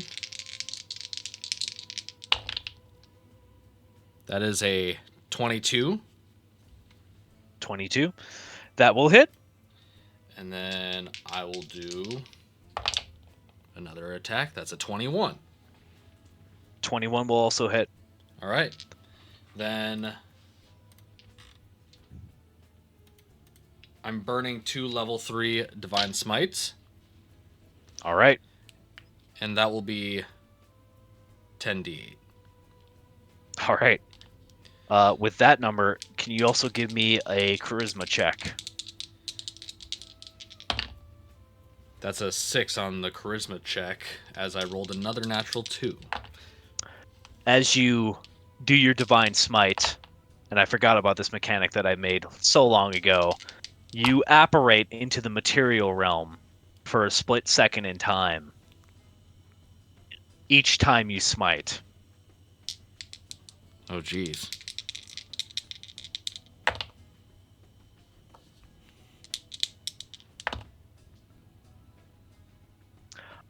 Give me your damage and scimitar damage.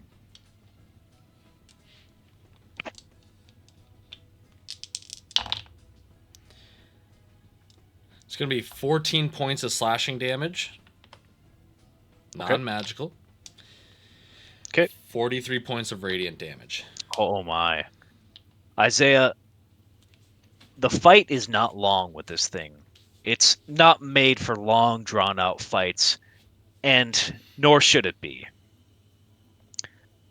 You are given a rudimentary weapon that any warrior in the wastes of Baxi could find, but the hand that wields it proves to be greater than both the enemy and the tool that it was given. Its skin and morphology is different from anything you've imagined before. You equate it to Ion changing form into a lizard folk and a gigantic true form of the snake or so. And you find that any outward attack is not enough. You bait it in. It goes for a second bite, and you stab in a more vulnerable, guaranteed spot for damage. The scimitar exits the back of the head of this leopard. As blood explodes upon the deck,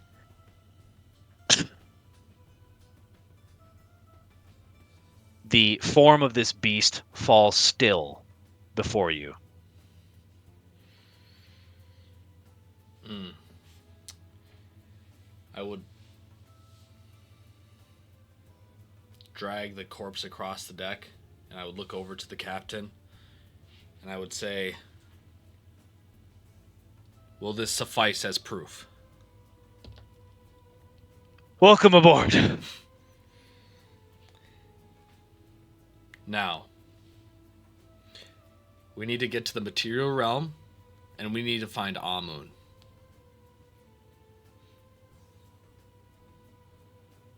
I look over to the spellcaster on the other side of the deck who is soloing this spell, and I would say, how can I aid you with this process? Uh, the spellcaster gives input on guidance on how to assist, which will essentially lead to the help action. And you eventually rolling your own Arcana check. What do you do with the body of the leopard? Keep it here for the time being. I think it's too significant to just kind of toss over the edge. Good to know. Roll me your Arcana check as you begin to assist in this spell casting, trying to apparate into the material realm. I get a 15 on my Arcana. 15. That is plenty.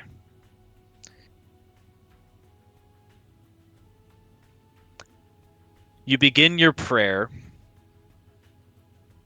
with the spellcasters all coming together, and you begin to form the ship in the material realm in a less versatile sense. Trying to bring it in without destroying it, you feel interference from the spellcasters on the other side, trying to call the Ark to themselves, trying to steal it once again.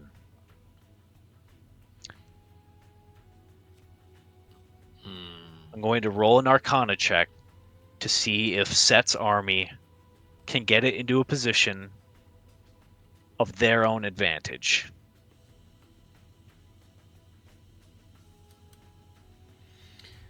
With my Arcana check, would I be able to determine the source of the casters? I would say if you burn a divine sense, you can do so. Yeah, I think I would. I would go to the helm of the wheel and shut my eyes with, my hands on the two spokes, and I would reach out into the material realm with my divine sense, and like a UAV, start to look for the casters that are trying to bind the ship of Ra to them. You reach out into the weave, you feel the bonds of all the crewmates of Ra before you first, before anything. You feel the leopard on the deck, its life draining from it, still alive, maintaining whatever vestige of life it has left, still upon the deck. You reach into the material realm. Branching dimensions, you feel Bayless. You feel the Griffin. You feel hundreds down below. You feel the pull of 3 spellcasters off to the side of the stream of marching soldiers, calling upon the Ark to take it once again. You know exactly where they are. Are there cannons on this thing? There is the substitution for cannons. Not in physical form, but you're feeling aware of how the Ark used to shoot divine bolts, Are as the you witnessed them firsthand. are they port side or starboard side? Where are the mages? They're every side. Are you talking about the missiles or the mages? The missiles. I would say they're port side, Okay. if you were to operate in the material plane. I However, would you can operate wherever you want now. I would tell the entire crew to man the arcane bolts on the port side of the ship. And when I tell them, they need to rain Hail Mary down below. And with my divine sense, kind of like when I was on top of the Griffin, I'm going to be anticipating the wizards and sorcerers on the other side, the casters. And I will angle the ship up slightly down tilted at an angle, and in a second, I'll scream, now! And I'm basically what I'm going to be trying to recreate is the scene from Endgame when Thanos' ship reaches Earth. And it's like, oh, is that the Avengers facility? I bet. And we just shooting missiles down. And I want to do that Okay. where the wizards are. That's actually quite appropriate because it apparated there and then it immediately fired upon it. So I'm not going to make you roll anything more than a d20. Just roll me a d20 and roll it with advantage because they're not expecting it.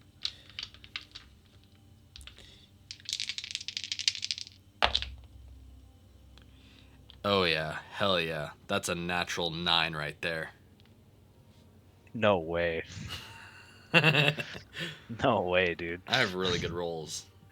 With advantage, huh? Yep. Yep. Can I get double advantage? I'll tell you what. I'll get inspiration. I'll get. I'll tell the captain to shoot her bow off the side too. I mean, she will, Across the map. but only you really know where the spellcasters are, and upon initial apparition, uh, I'll tell you what. You kill one of them immediately. That's for sure. And the other two suddenly realize that this is really dangerous, and the jig might just be up, and they begin to fall in line with the march at this point, which is becoming a full blown panic as the arc of Ra has fully apparated before them. I'll have the captain take a shot, maybe at one of them. That's a nat one. That sucks. Yep. Yep. She obviously kills 5 other people instead with the bow of Ra, and you find yourself maintained right now at the streaming army of darkness in the material realm. And right now, the full blown burn is not happening. You could turn it on if you want, but you might hurt other people.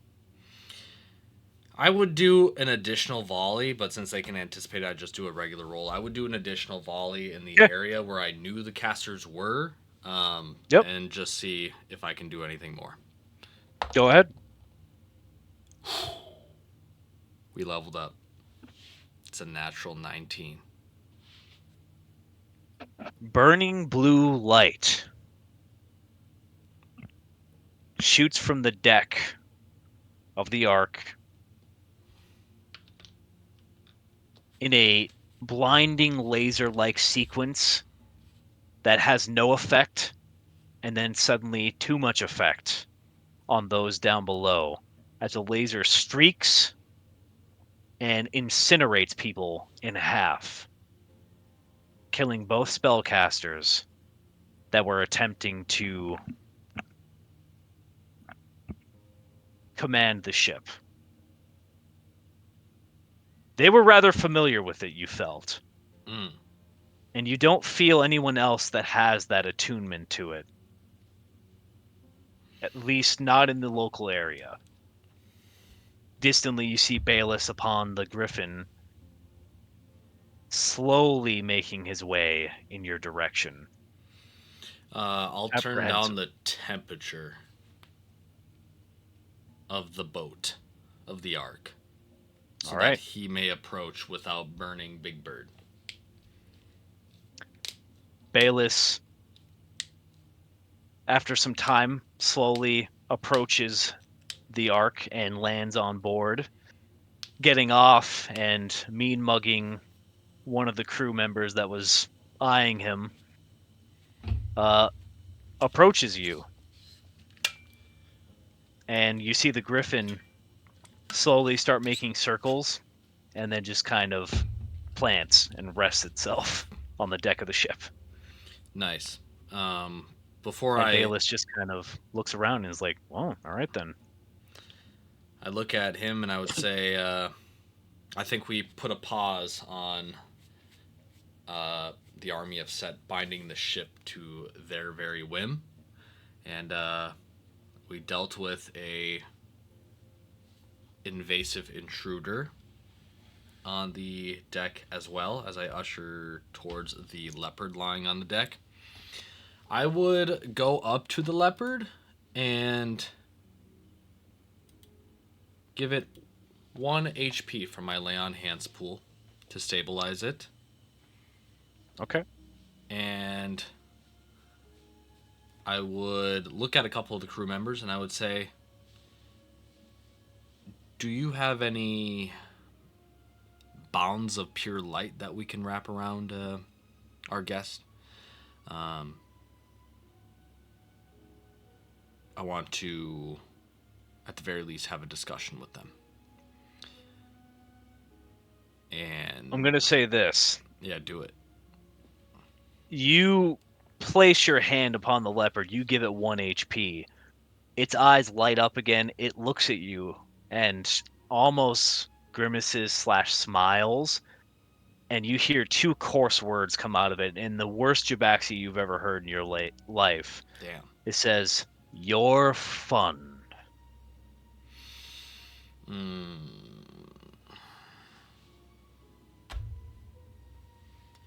Stands up on its full height. You did heal it for 1 HP, and it's going to use this HP to evacuate. I am going to take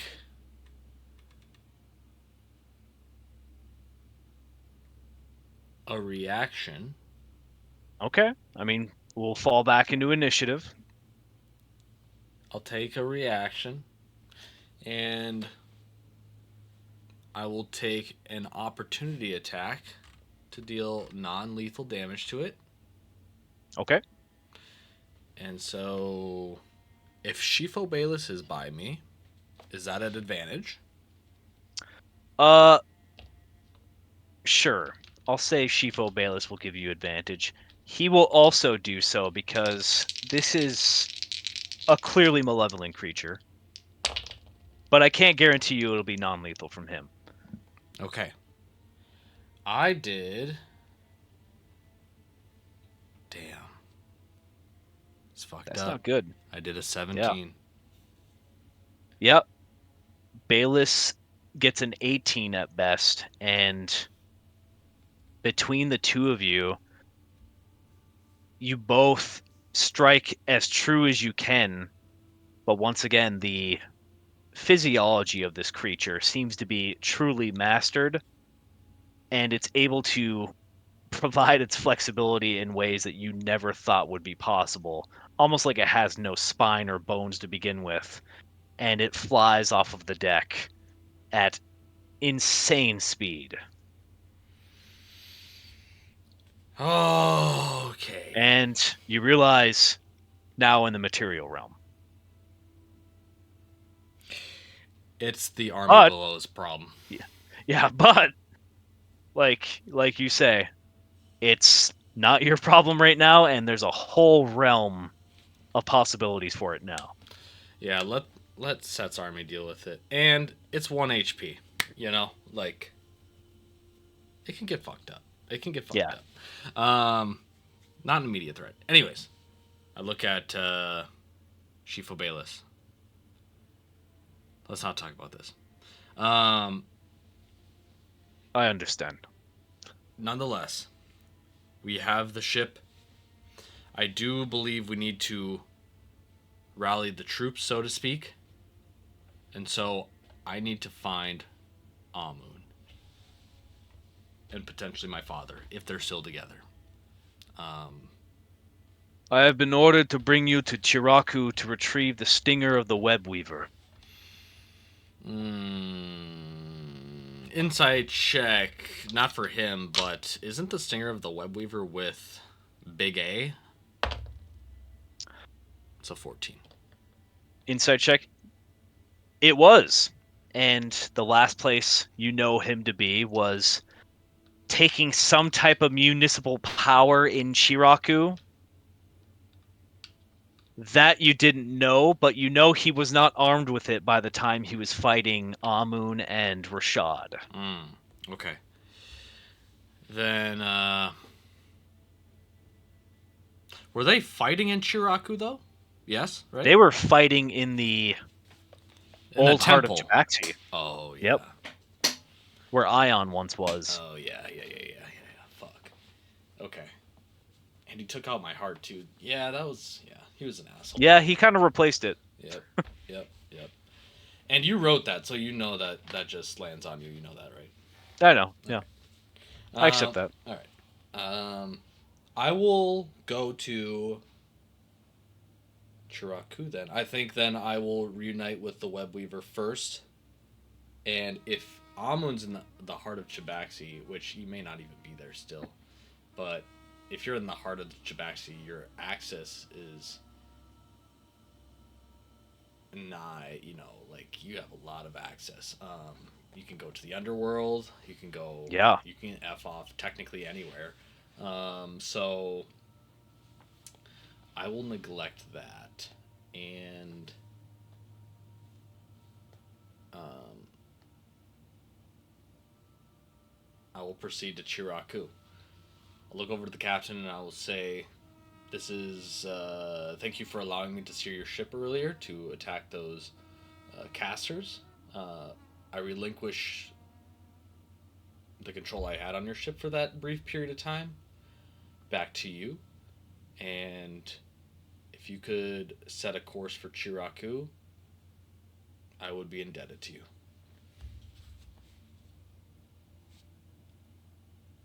you see the captain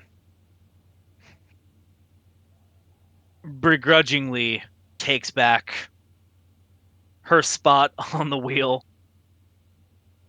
dusting it off a little bit here and there. I'm being assailed by a cat who's now on my desk. All right, buddy. You want to be captain? That's fine. You're the DM now. Mm. Uh, she sets the course for Chiraku, being somewhat forced to travel into the spiritual realm so as not to burn out the enchantments that keep the sun from destroying the deserts and the material realm itself. You guys make it there in record time. And you remember the last time you had an effect on this place. You had woken up a shrine on the outside during the funeral rites for the man who sacrificed himself for you to get you out of the underworld, whom you had never met, who had helped raise and create the warriors known as Joy and Malice. Fuck the hags. Anyways, go ahead. Yep. You had awakened a shrine that started enchanting and bestowing the peoples of Chiraku with untold magical essence that had awakened and bestowed and granted and probably loaned at a terrible interest rate magical effects and powers. When you make it to Chiraku, there were floating shops and islands here and there. There are even more. The city itself has almost lifted from the mountain and has taken on an enchanted, elevated position as you see a standing defending army trying to support a population of citizens from neighboring villages,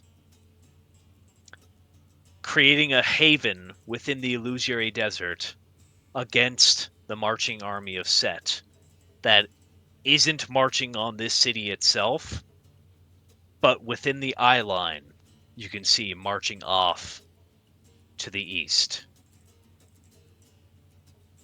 Mm.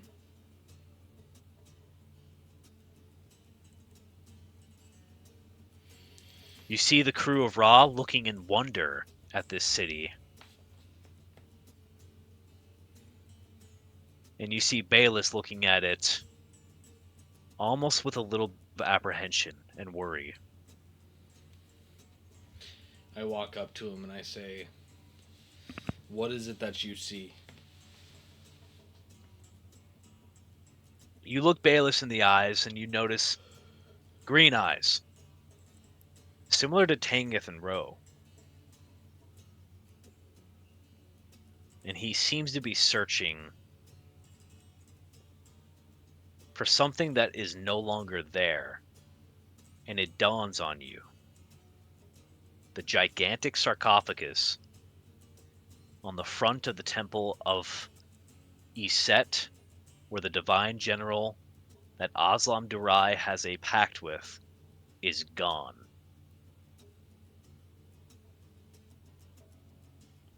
Yeah, we need more problems. That's what we need. I looked it up, and it said we need more problems. Yeah. I look at the absent coffin sarcophagus, and look to Shifo Bayless, and I say, similar to our cat friend, this is certainly a matter to not take lightly, but also it may not immediately affect the task at hand.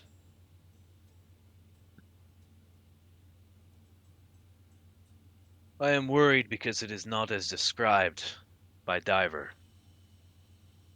And normally her intel is airtight. This is very different from how she described.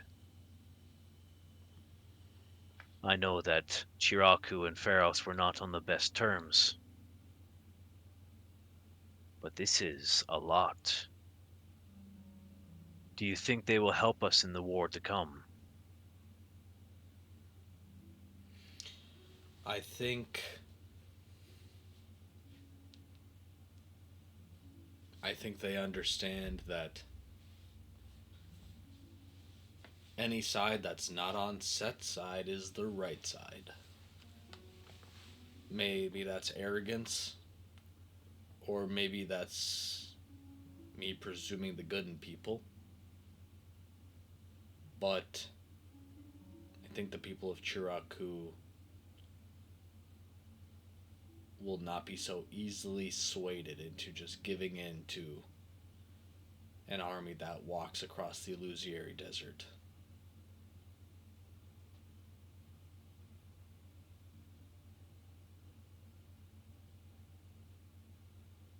Bayless nods and he beckons you towards the griffin.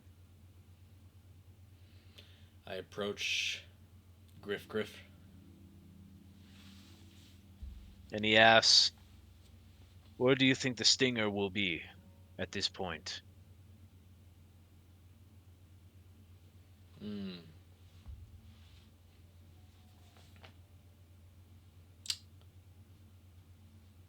I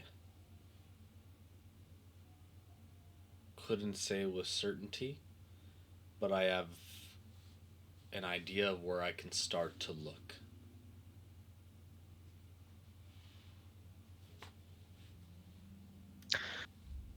Where do you go first?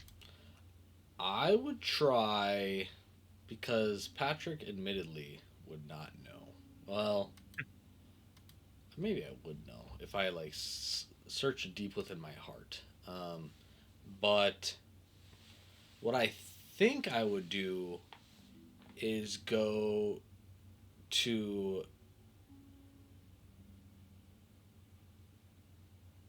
the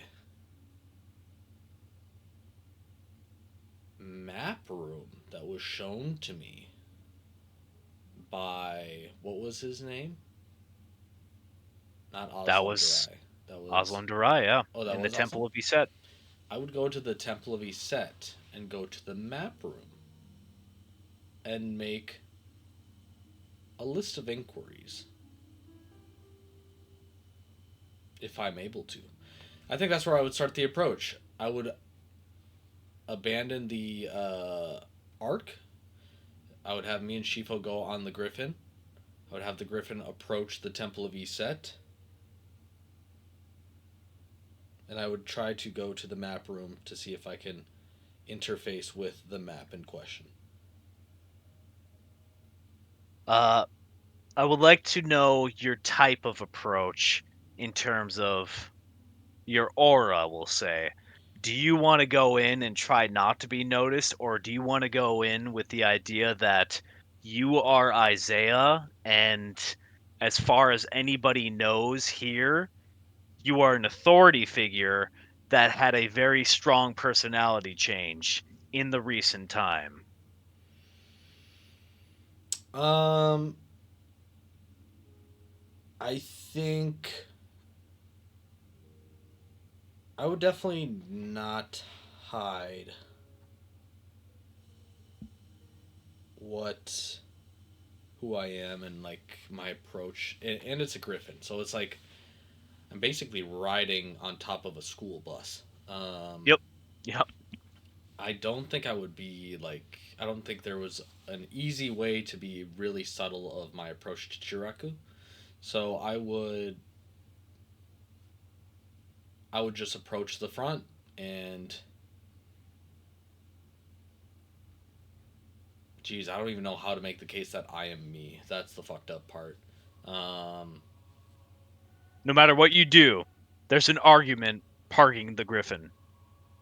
There's screaming going on about the size of it, about what it's going to eat in the time that you guys are gone. Uh, Bayless raises his voice. It's just an inch away from fighting before you guys settle the argument okay. with a vast amount of coin. Vast. I have a parking permit for this Griffin, Not a and Griffin this size, no. oh, okay. Step on the scale. Yeah, yeah. Um, I would, yeah. I would park the Griffin outside of Chiraku, and approach the gates and say, "This is Isaiah, friends with Aslam Durai. I'm here to go to the Temple of Iset and retrieve what is mine." You go in displaying yourself as Isaiah. I would like you to roll a persuasion or intimidation check. You tell me which one you choose. Well, my intimidation is half as good as my persuasion, so I'm going to go with persuasion. Okay. Cocked. Nice. That is a 25 on persuasion. You are saluted as soon as you get to the magical border, which has been further enchanted since your departure, as Master of Arms. I nod to the guards and citizens of Chiraku as I approach, and I would make my walk, my stroll, my whatever, to the Temple of Iset. And as I approach, I would like to try to take notice of suspicious figures, people that are keeping an eye on me, people that are, they want to know, they want my goods. So I'm just gonna keep an eye out for suspicious figures, spies of Set, anything of the works. So Roll perception. with the presence of Shifo Bayless, would he help with my perception? Yeah, we'll say so. All right, that's a 10 total. 10 total. Uh, the moment you guys make your appearance in the city, obviously it's changed so much. There seems to be a large amount of individuals who are like nodding, greeting you as you pass by, and a number of people that look at Shifo Bayless and are confused by his presence altogether. Obviously, he's walking with his spear, and what seems to be no helmet, no other type of regalia altogether. He just seems to be an odd chosen traveling companion to you, and you do catch a number of very simple tales that seem to be just keeping an eye on him more than you in reality. Mm. You do see wanted posters for Amun Oh shit. posted everywhere.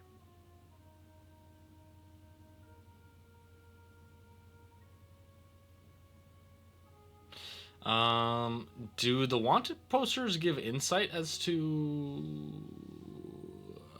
how much money I get if I were to return them? It looks to be about 8,000 gold pieces for the murderer of Artificer Sezugara, a Tabaxi enchanter that you remember to be the creator of your inventory gauntlets, which you never got to use, that would store things in the gems at the wrist. Oh yeah, they were gonna hold my leaf shield, and they were gonna. Were they gonna hold something else? I forgot. Leaf shield and At least 3 other items, as far as you know, damn, or 3 items in total for each, I believe. and I never got those, huh? You basically ordered them. You were possessed and lost all of your belongings as Amun had to flee at great speeds. Man, this shit has hit so many left turns. So, as far as you know, the leaf shield should be around, and so should a few other things you had. Okay. Then in that case, I would proceed to the Temple of Eset. All right. I'll take one of the Amun wanted posters for posterity. Yeah, you got it. Um, tease him with it. Uh, as I go to the Temple of Eset, I'm gonna go to, like I said, the map room, and I think the first thing that I'm going to do is think of, can I think of objects and use them and interface with the map? Is that correct, or does it have to be a I creature? I feel like as long as you're familiar with it, yes, you can do so, and you are. Okay, I would think of the web weaver, and I would You, look at what the map creates. all right. You think of the web weaver, which is one of your 3 of the day, and you see that it is planted in a stone in the outskirts of Chiraku, deep in a cave, Mm, surrounded by what looks to be an aura of Duat apparated into the material realm that you can only imagine was placed there by a certain primordial serpent. God, fuck.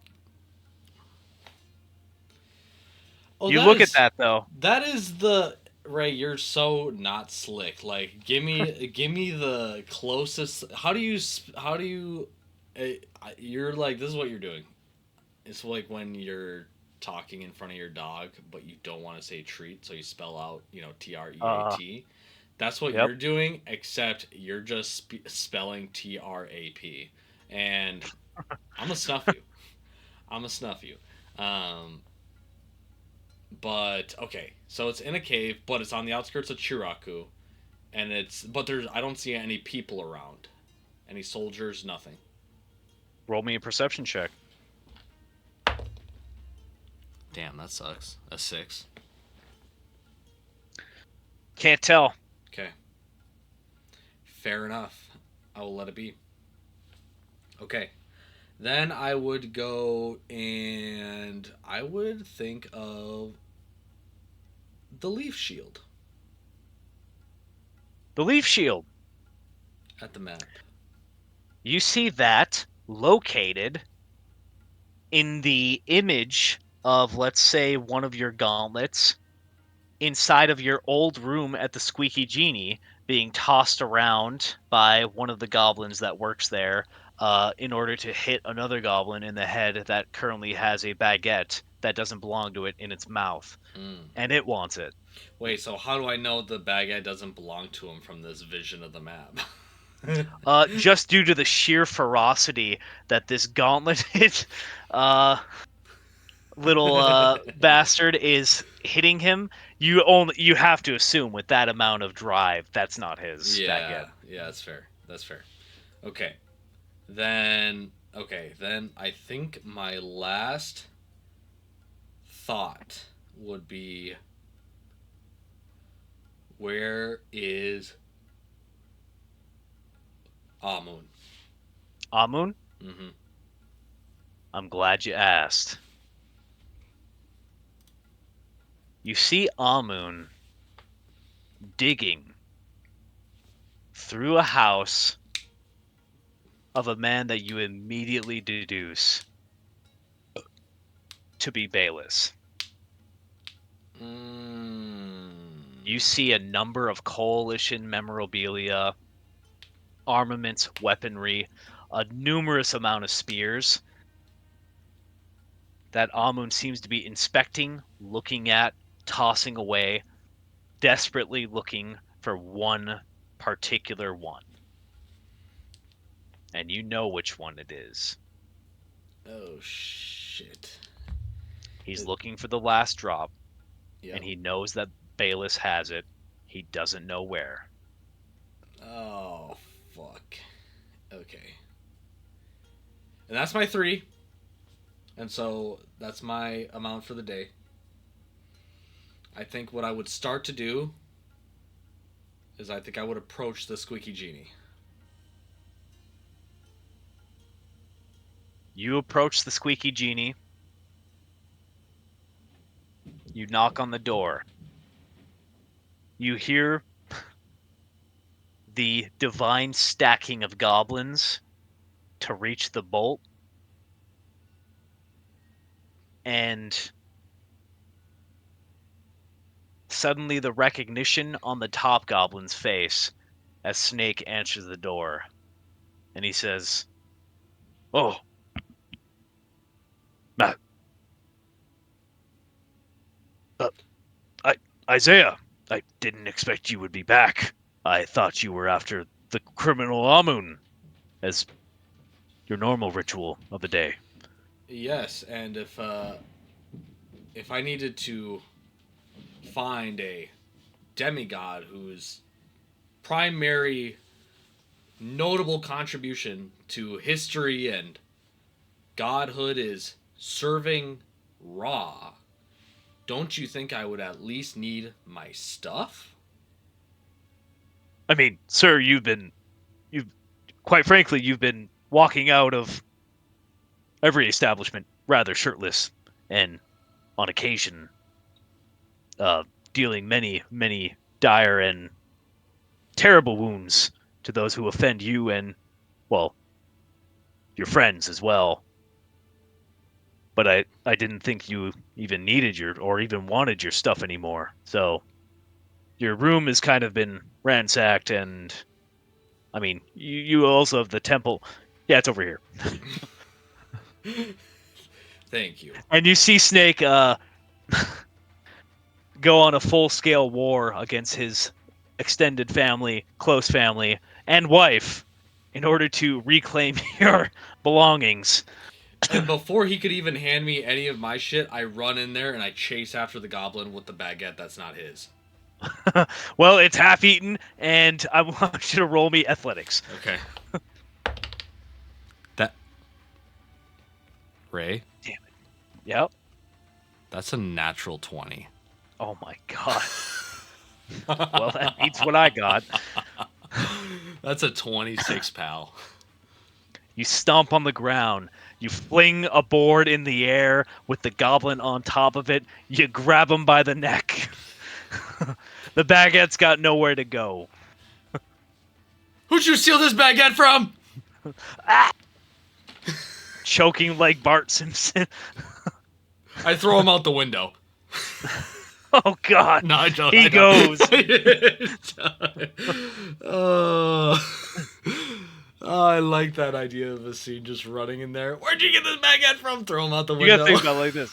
as far as everybody knows, you are, some of them, obviously Snake, he knows that you are Apophis. He doesn't want to admit to it. He thinks you're still Apophis at this point in time, especially now that you're purple and more bald. He's terrified of you. You get the impression that he doesn't know that you are you by any means.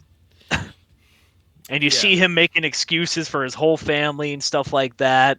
And he's desperately trying to like pour water on the situation. He's like, I got your stuff right here. I got some complimentary food.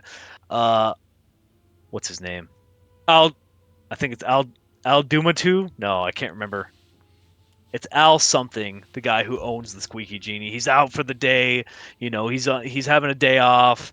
It's my bad altogether. Uh, And you gain your belongings, including everything you had before and not recovered.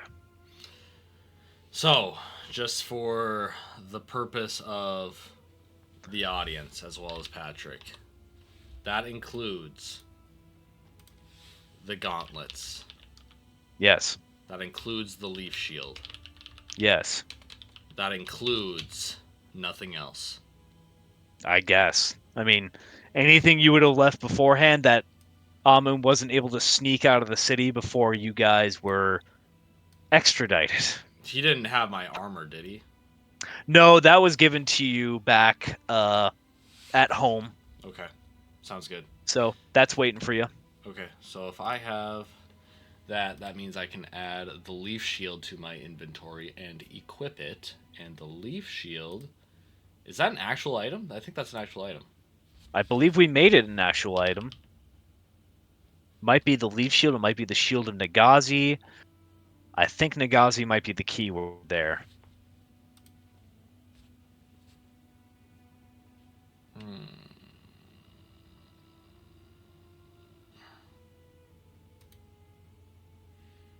Oh, it's a +1 shield. Yeah. I believe it did have a special property. But it's been a long time. It's been a long time. Which is fine. Just kind of comes with the territory. And then the gauntlets they're not an attunement item, are they?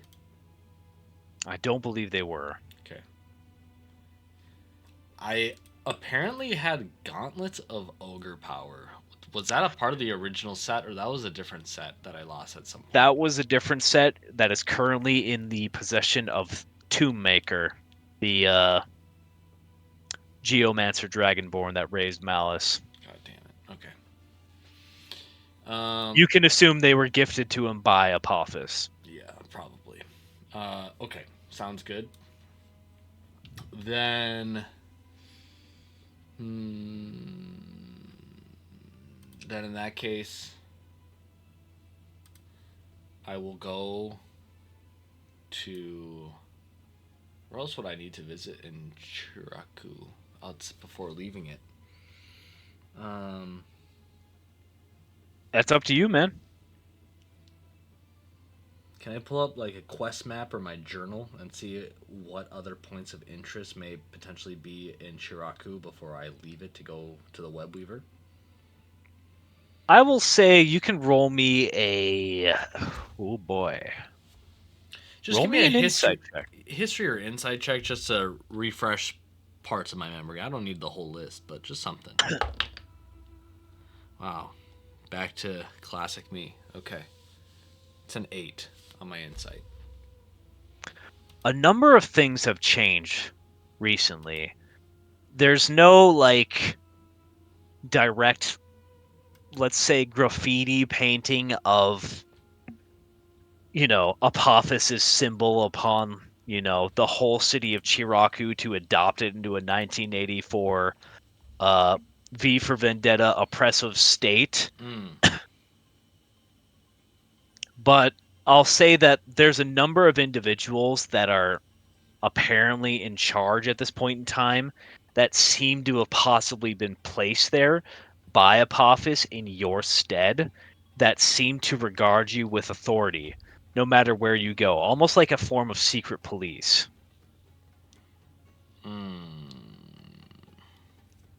there will be a small interaction where an individual asks you if you need anything from anyone in particular to simply say the word to me. And it's a small elvish individual that gives their name as, I have it written, Oshmana. I would look towards Oshmana and with a very stern expression, I would take out my scimitar, hold it out to them, and I would say, look at this and lie to me and tell me that this weapon is honestly befitting for a person of my own stature. I need a better weapon. Oshmana does not make eye contact with you at all. Uh, Always looks down. At this point in time, takes a knee and plants a fist on the ground and asks you if you wish for elegance or brutality.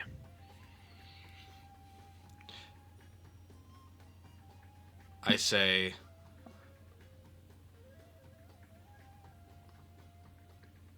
I want a weapon that leaves the enemy no different than the sands that I crush them in.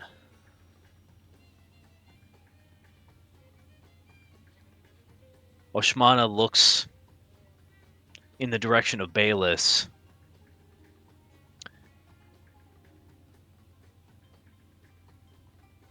Seeking inspiration, possibly from a compatriot that he doesn't know is not his own, says, I can bring something to this location. The Squeaky Genie in an hour. Make it your top priority. I will see you at the Squeaky Genie. You are dismissed. Vanishes like the wind. And I would like to make an insight check on what Shifo Bayless's expression was throughout this interaction. He looks at you and he thinks, well, he gives off the impression that he didn't know that you were considered a leader of men before this moment in time, and kind of looks at you in a new light, but is not dismayed or confused, but rather, I'll say, curious of your relationship with these individuals. Obviously, he would have intel of you, having some type of leadership here, but probably not equating it fully to you basically being Apophis in this situation. Yeah, You, that's what I you was can tell rolling he's with. yeah, he's very intel based, obviously, based off of what his spies like Diver, mostly just Diver at this point, would know. And obviously, Diver wouldn't know about your possession initially until you had shared that information with her. Yeah. That's why I played it like that, because I'm assuming the secret police is a bunch of people that, yeah, they know it's Isaiah, but they also know that Isaiah got fucked over by Apophis, and so they're like, oh, this is basically Maybe. Apophis. Yeah, Um, you might think that. There's a good impression that some of them have that understanding that you are not just a mortal man, which you weren't before, but, in a different the sense. scales have changed. Yeah. Yeah, no, that's why I played it kind of like an asshole, because if their expectation is Apophis, that's probably what they should probably receive, is not the most generous of fellas. Nonetheless, uh, I will proceed to.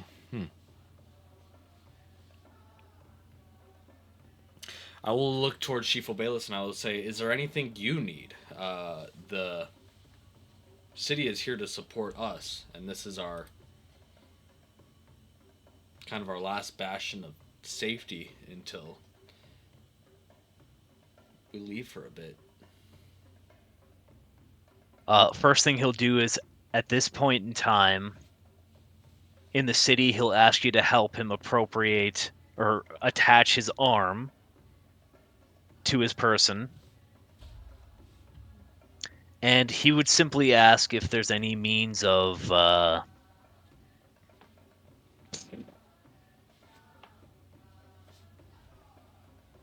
maybe spell casting. Any type of spells that they can basically get a hold of, hoard. For the fight to come, anything utility-wise would be very important and powerful. Uh, I would escort him to the Chiraku Library, Okay? and I would basically take him to a scholar and say, we need access to the part of the library that only members such as Aslam Jarai could access. We need scrolls of high import and pronounced scarcity. And we need this for the coming battle ahead. Roll me a persuasion check. I will say that to one of the scholars, one of the gentlemen in their robes. I'm not in toga mode, just for clarification. I'm not in toga mode, so maybe that would have helped Yep. me out, but you gotta live with the choices you make. Bray. That's a natural 20 for a 28. All right. You flex your authority as much as you can, and something else comes into mind. You knew that there were 3 chairmen of Chiraku in general, with the presence of a chairman Dante, and honestly, the third one has escaped me at this point in time. But just like my memory of the name, it seems like the presence of any other chairman besides Oslam and seemingly your presence here as an authority has been almost erased. Almost like if you're not going to preside in the city and provide any type of guidance without your security being, let's say, exposed, it's almost like they don't exist That's how and they're they've been treating the pushed out. chairman? Yeah, Jeez. So the previous. how does that work with me? Because I haven't technically been around Chiraku for a bit as well. There seems to be new authority figures in place here and there. Some of the archivists you see in this holy archive of Chiraku, they come forth with a number of historical scrolls. Uh, you know what? Just roll me a d20 and let's see what you get. Okay, sure.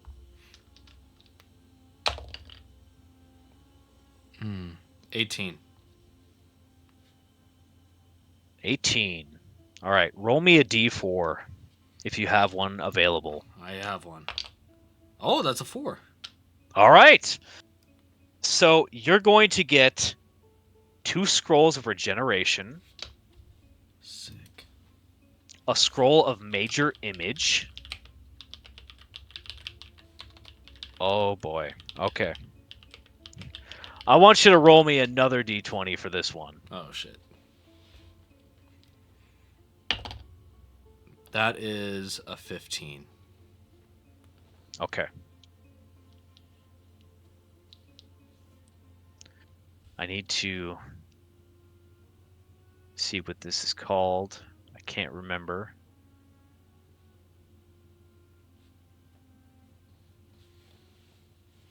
Damn it. It's a very high level spell, and I just can't remember what it's called. I know what it's called. You want me to tell you? Yeah, tell me. It's called Meteor Storm. Nope, not even. Not even. Not even, bro. Oh, okay, my bad. It's Cone of Cold at 9th level. Oh, yeah. No, 10th level. It's Oh. over. You're done. That's a spell that will always hurt us forever. It's so unassuming. It certainly is, sir. certainly is. You know what? I'll just go this route. Go that route. These are essentially described as your highest level scrolls that you'll be able to get. It is a scroll of foresight, a 9th level spell. Whoa.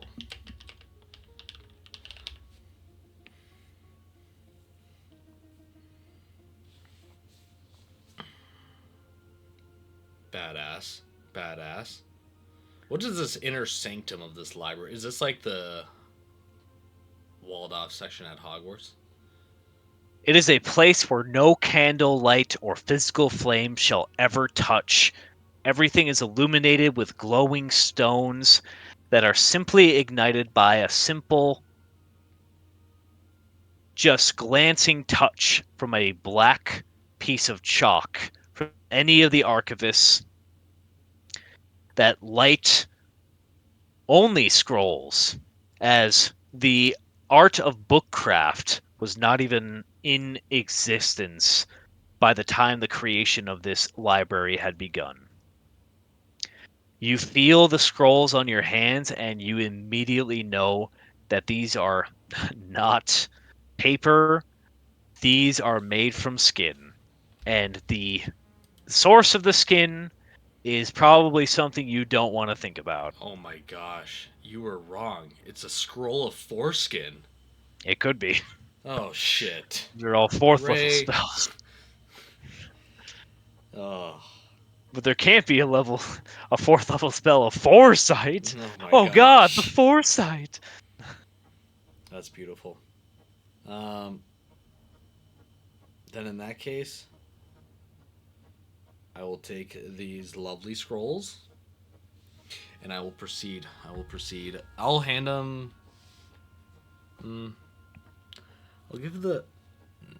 He asked for them, so I guess they're for him. They're not for me. I'll give him the scrolls of regeneration.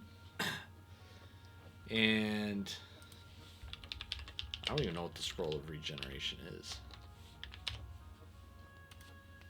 Regeneration, I can't remember what level spell that is. That's a 7th level spell. You touch a creature and stimulate its natural healing ability. The target regains 4d8 plus 15 HP.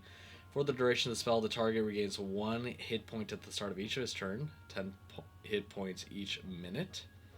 The target's severed body members, fingers, legs, tails, and so on, if any, are restored after 2 minutes. If you have the severed part and hold it to the stump, the spell instantaneously causes the limb to knit to the stump. Holy shit. I Very am cool. going to say that despite the fact that the possibility is there, he will not be able to regrow his left arm. It was lost in a way that, and at this point, has a mechanism upon it that would not allow for a growth to happen. So you're saying for plot reasons. For plot reasons, yes. Okay. It's as if you were to, try to fix the scar on your chest. Okay, fair enough. It'll never happen. It is you. Okay, fair enough. I'm just Uh, reading the definition of major image, so that's what I was doing. yep. Bayless is greatly surprised by this boon of radiance from these archivists, and he thanks them greatly. And he thanks you greatly as well.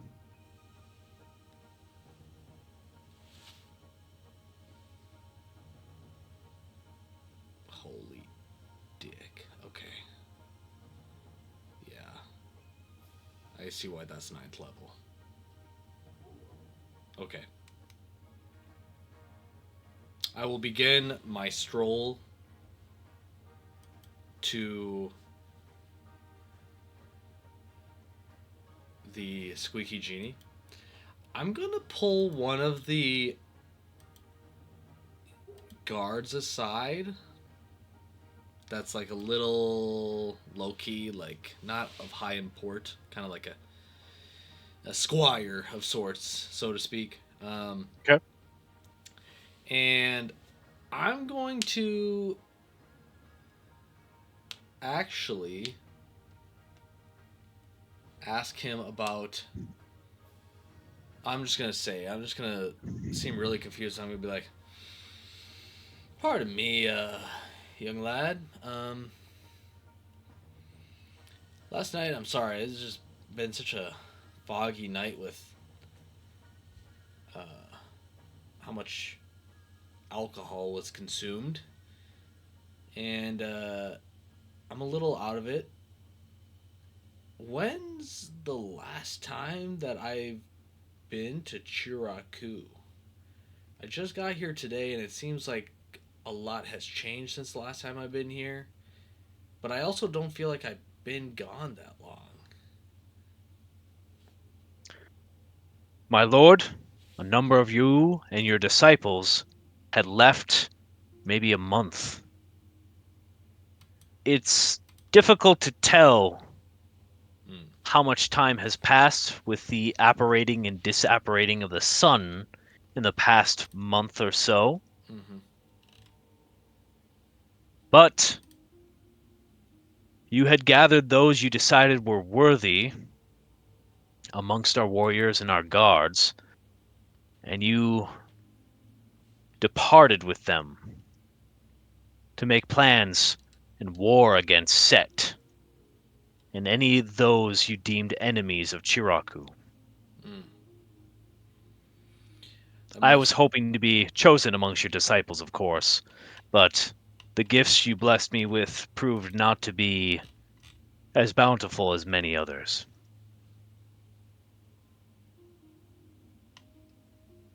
There must have been a mistake then, because you are a man worth bringing with. I apologize for not originally picking you. You see him unable to be emotionally understanding in this situation, and tears begin to form slightly in the corners of his eyes. I set a hand on his shoulder and I say, "Hey, no." Um,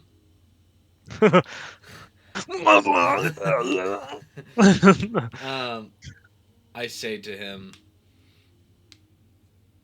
"I want you. No, I'm just kidding. I want you to go to the barracks in the uptown.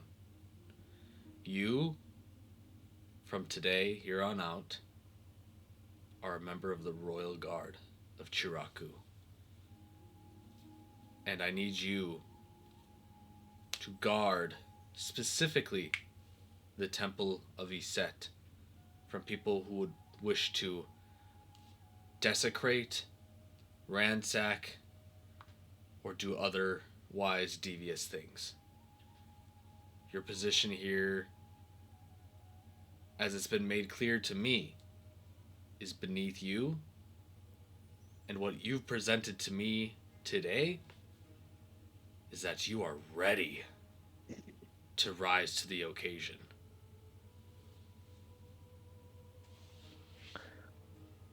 Okay. I cannot convey how much this means to this individual as I've never been, so uplifted in my employment as to just be a completely nameless stationary guard that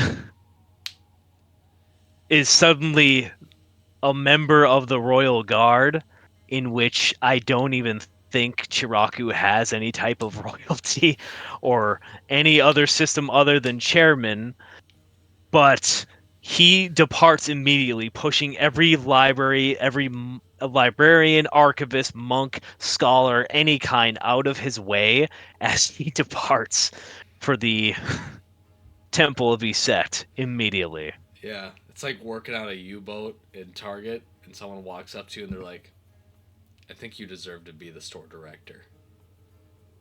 Go get a different badge and a set of clothes. You're now running this thing." Yep. He um, leaves immediately. Congratulations, you've been promoted. I just like to do good in the world. I like to have a positive impact, and there's no way this could possibly backfire. And so I say that saying, I hope for the best. This guy seemed like a good guy, and we'll see what happens. Um, yeah, so I will go to the Squeaky Genie. You make it to the Squeaky Genie. And I Your await. friend, your friend is already there. You see him chatting with Snake as he has what looks to be a very large weapons case set off to the side, emblazoned with what looks to be, uh, unfortunately and passively, defaced symbols of the Eye of Ra upon it. As soon as you enter the room and make your presence seen, he stops chatting with Snake, and they both take a knee and fist onto the ground and bow their heads towards you. And he pushes the weapon case forward. What's his name? It's like I want to say Omashu, but that's just Avatar. Oshmana, Ashmana. Um, I look over to Ashmana and all the weapons, and I say, "You did well today, Ashmana. Thank you." I would look at the assortment of weapons. What am I looking at here entirely? you pop open this weapons case, and inside you see the first main weapon that pops out immediately is we'll say, a flame tongue longsword in the shape of a very large Kopesh. Hmm. That's the main weapon. You asked for a weapon that would turn people into sand, and he took that as the idea that you wanted people to burn. And you get the idea that this was probably looted from a temple of Ra. Hmm. Okay. Below it, there seems to be a short sword made of some type of golden material of sorts. You can't tell the enchantment from face value, but it looks to be rather magical in essence and powerful in its own right. There's an assortment of daggers as well that match the same color as the short sword. I think I would just go straight for the Kopesh, the Flame Tongue Kopesh. It just Okay. makes sense. It is what I requested explicitly. You Um, have a flame tongue in your inventory now. okay. I look at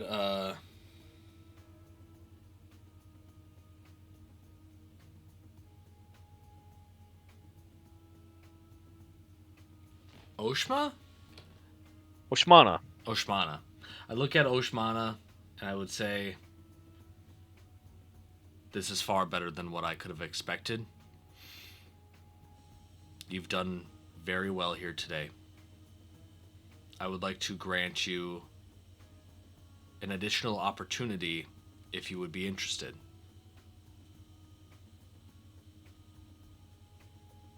he nods. I would say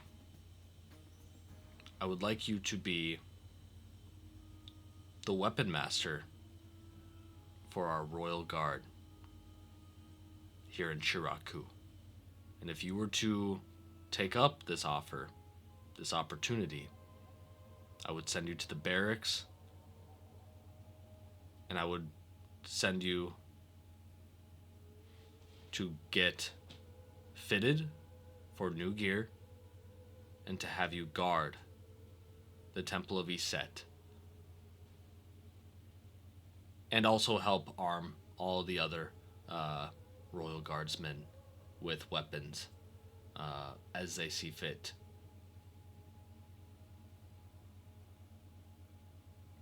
He begins sweating from the proposition of this, and he asks, "How many more royal guardsmen have been assigned to this new role?"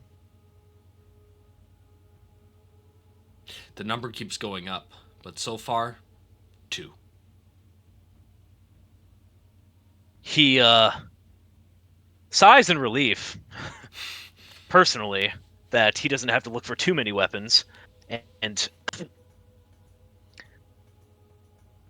almost takes his leave before he asks, "Do you have any other requests, my lord? Do you wish for a status report on Set's doings and his targeted persons?" I would like a report drafted, um, and turned into me as soon as you possibly can. I have to depart Shiraku, unfortunately. As you've said, Set's forces are moving. I must keep moving. He stops for a second and almost looks quizzical. "My lord, we don't work with writings. I speak only from memory. As you have stated before, your memory is perfect, and do not risk intel being sworn or stolen by the spies of the Jackal. I only have one thing to share that is of any difference, and it is of the execution order that Set has given for your previous allies before they defected to Pharos. Hmm. Hmm. Malice, the Geomancer, has been given the kill order. Not capture, simply kill.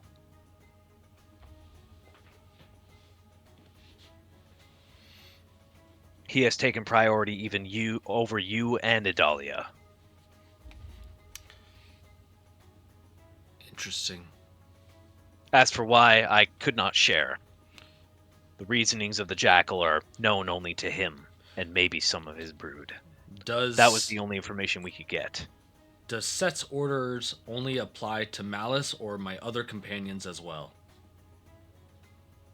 A number of your companions have either kill or capture orders, but Malice was the only one that had the peculiar execute. Okay. Thank you for the notice. This is of great import. If any of my companions are to turn up in Chiraku, make sure they become under the protection of the Royal Guard, and they must stay in the Temple of East Set until we can assure their safety. Do you I understand this will order? I will inform either you or one of your disciples. And he departs. Sounds good. Um, okay, then I will add this sword to my inventory. I'm assuming it's a +1 sword? I believe it is. Is it an actual item that I should add, or Flame Tongue Longsword should be. Flame Tongue Longsword?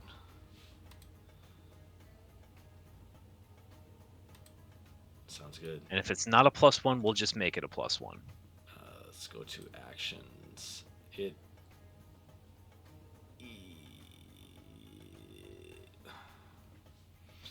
it is not a +1. I don't think. Proficiency Then you'll bonus. have to simply Yeah, I'll just do the adjust math. it or just remember. Yeah, I'll just do the math. Okay. Then, in that case, I will then move forward and I will begin my departure of Chiraku to the cave. You make your way to the cave. You know the path, either by symbiotic memory of Apophis leading your previous vessel here itself, or simply by the map routing it for you. I think I would embark the Griffin to fly out to the cave with Shifo Bayless if that's allowable. I don't know if the cave technically counts as being part of the illusory desert. It's on the edge in the outskirts when the enchantments of the city itself are more relaxed, and you know the illusions have been lacking. Okay. You make your way to the cave entrance.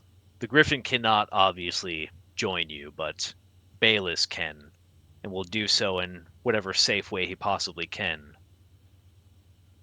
You depart, and after some time, about 30 minutes of walking and trekking, sneaking through tiny gaps that forces you to leave any type of larger gear that you wouldn't necessarily need, Bayless is able to sneak his spear through, but can't bring his shield.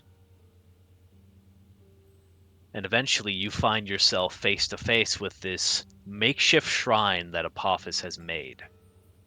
Laying his venom in the area about, he has coated this stone in the vicious, powerful duat that you have come to know the presence of anywhere else.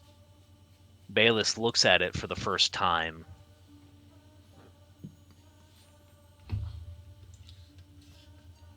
and almost reaches out to touch it before you smack his hand away. I say, definitely do not. I don't even recommend touching it for myself, and I was undead.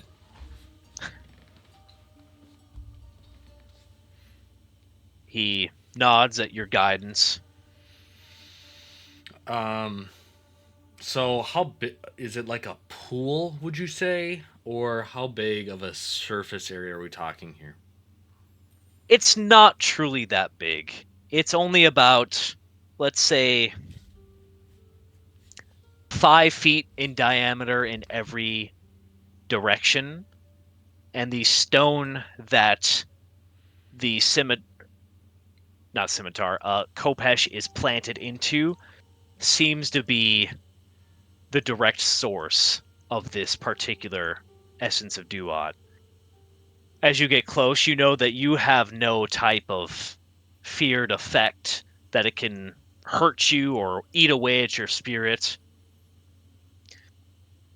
until you're about to reach for it and you feel like the stone itself, that might be too much. But you don't have to reach down too far to grab the handle of the Kopesh. It was planted here, obviously, in the case that if Apophis ever needed it, more than likely only he'd be able to retrieve it without losing an arm. Um, does the cave go deeper, or is this just the end? You feel like it goes deeper.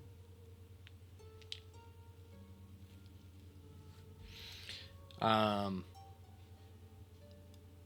I would look at Shifo and I would say, would you mind investigating towards the end of the cave? Um, don't go past earshot, I would say, but just see if this leads to anything significant. I'm going to see if I can figure out how to get the sword from the stone. Bayless departs, walking close enough to his cloak, dipping into the aura of the Duat, and without him even knowing it, singeing off an end of it, turning to dust, without even his notice. Mm. Um,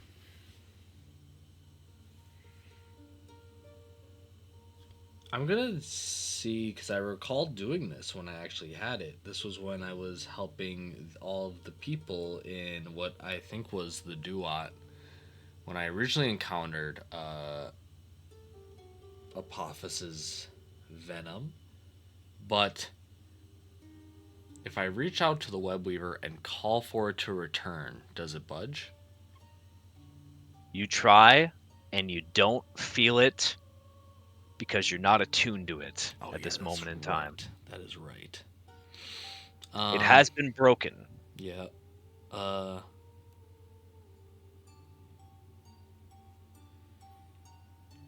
I would like to make an athletics check to jump onto the rock, but not grab the sword.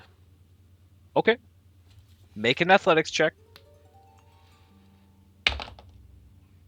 That's an 18. You plant yourself on that rock nice and well. I will say it's filled with the essence of Apophis as it is. So give me a charisma saving throw just to not succumb to his venom. Hmm. Charisma saving throw? Charisma saving throw.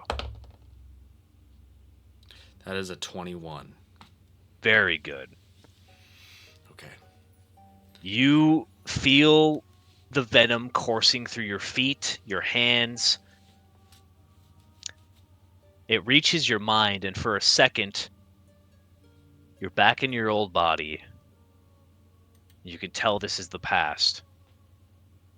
It's in the middle of the night. Apophis is screaming into the deserts. Ion confronts him.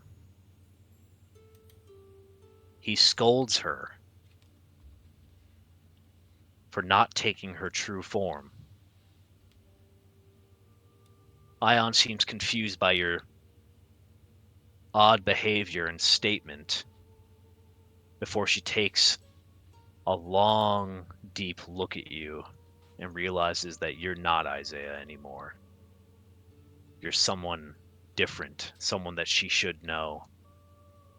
She takes her full snake form and looks at you again, and Apophis calls her a coward, and he says, "That is my form.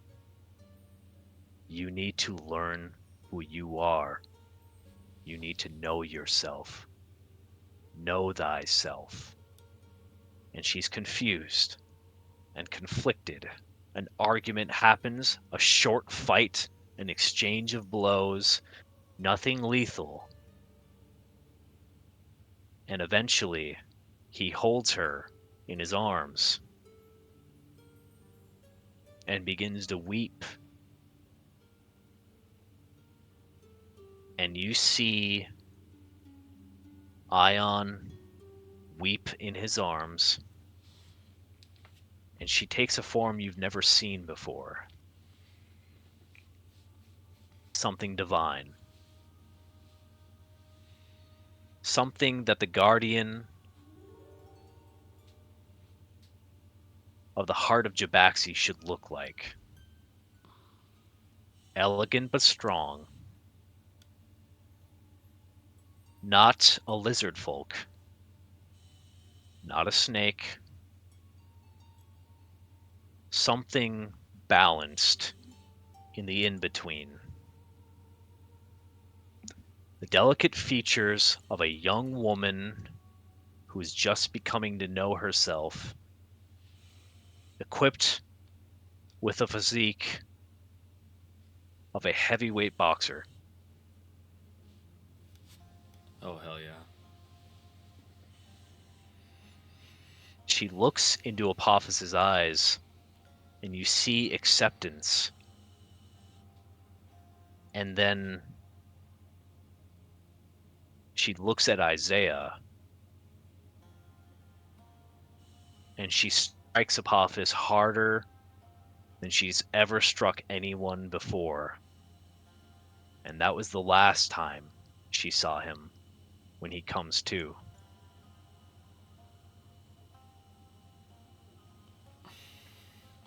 And then you hear another scream in the night as Apophis proudly smiles at Ion, declaring herself free. Wiping blood from his mouth, Apophis laughs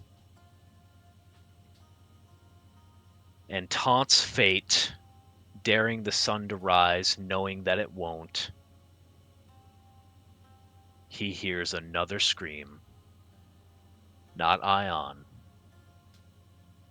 and then another one,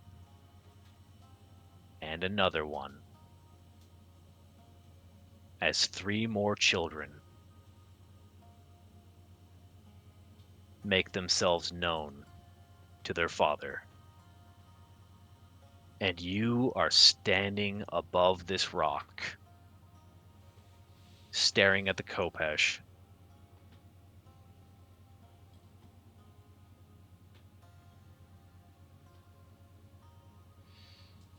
I stare at the Kopesh.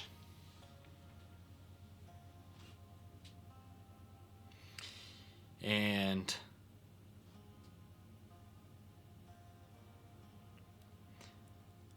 I put my hands on the pommel.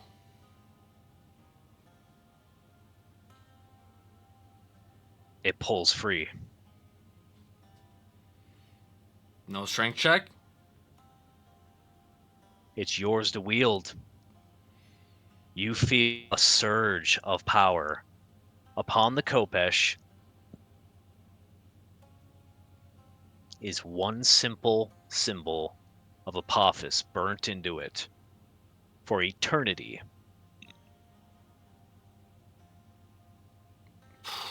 Worn away were the other symbols of power from the other gods you have interacted with. Yeah. You feel Neath approach your soul. I want you to give me a d20 and add your charisma modifier. A d20 with the charisma modifier. Here we go. Not that She I. tries again. Yeah. Big money. Big money. Big money. Let's go. That is a 21. You feel the joy that she felt when she brought Apophis and Ra into the world, and how their cohesion and work with one another would create a cycle of life that could perpetuate for all of eternity. The plan was simple. Ra and Apophis would work together to create the life in the world of Jabaxi as we know it, taking their turns of rulership one at a time. Eventually, Ra would grow older and more tired than his brother, and a replacement would be needed, minding the Ark. Apophis, in the days of peace, did everything he could to teach the people of the night and try to create a successor for his brother when his power would wane, hoping that one day his brother would come join him on the side of the dark so that they could be brothers again at the same time and rule together. Then Neath passed, bringing Jabaxi into Terra Grigia, landing on an unknown world, and everything fell apart. She doesn't focus on the sadness, she focuses on the joy.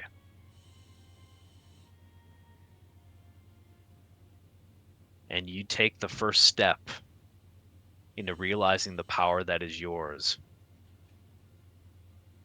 You have the Kopesh, and you feel the history of the old land that was once here before Jabaxi in the shield of leaf in your gauntlet, Nagazi. It's still there, and you represent it in a very subtle sense. Isaiah, Atem, you shall be leveled forcefully to level 20. Oh God! Oh shit! Oh, okay, all right.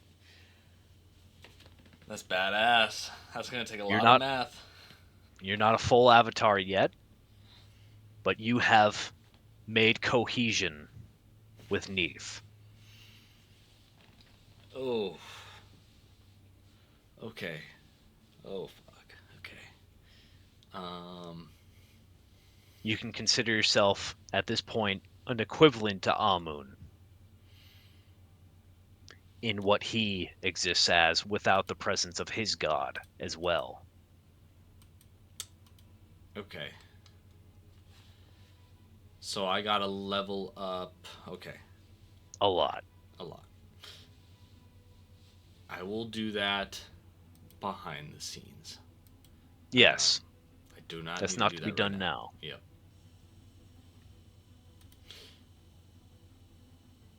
I take the Kopesh and I look at the snake symbol of Apophis. Take into consideration the weight of it, the impact it's had on my immediate life, but the impact that it's having on my deity's life slash afterlife. And behind all of the immediate resentment is a little bit of respect for the entity that belonged to a time that is not indicative of the present. Um, Apophis, when he had a better familial relationship. Um, but alas, this rock and this concentrated piece of Duat is not the place to dwell. I think I would go seek out Shifo Bayless. You depart from this spiritual place and you go deeper into the cave where Bayless went. You find what seems to be a den made by Apophis for him and his disciples. Among their number, you know to be his 3 other children that answered his call. There's So, no correspondence, but there is signs of life, signs of training, magical understanding, and what seems to be a deep form of becoming something new. Not reclamation,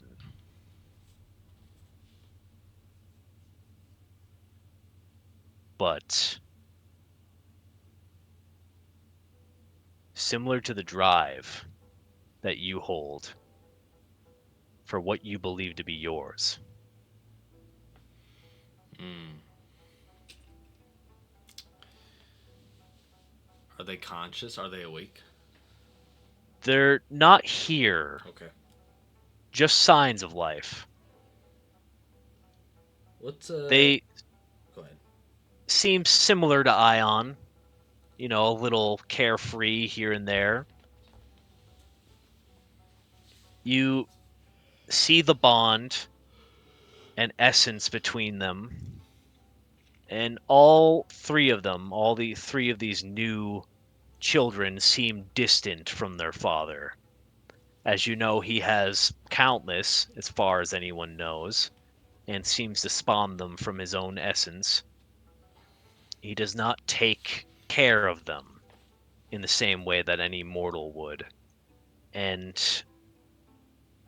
you feel the sense that his possession of your body has displaced his focus. And you feel like almost he wants that relationship and that role, but can't truly comprehend it. And that's something he has to accept. Yeah. As for their mission, you know that the disciples are after Set's forces, him being the immediate threat.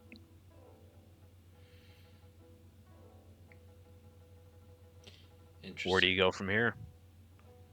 I would assess what Shifo Bayless is doing. He seems to be assessing the situation, looking for anything of importance or usefulness, finding not much. There's blankets and pillows.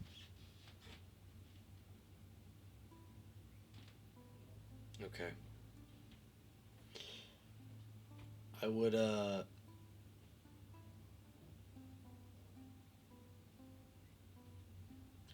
I would get Shifo Bayless and I would say I think we should be departing here. This area belongs to clearly looks like it belongs to the children of Apophis. And when I was grabbing the Kopesh, I was having a vision of him interacting with one of his children, my dear friend Ion. And I don't know. I don't know where I stand on it. Part of me doesn't want to step in between the relationship of a child and their father, regardless of my opinions on the father. But the realist in me also acknowledges that the father in question is Apophis, who currently has my body. And so it only makes sense that his form is impermanent, and so it's only right to address it. Um, but I don't want to do that at the cost of his children, you know. I don't want them to interpret what I'm doing and then trying to kill me, suffice to say. So it's complicated, but I don't know. Part of me wants to cross that bridge when I get there, but part of me is like, maybe I should leave something here as a token of remembrance. Mm,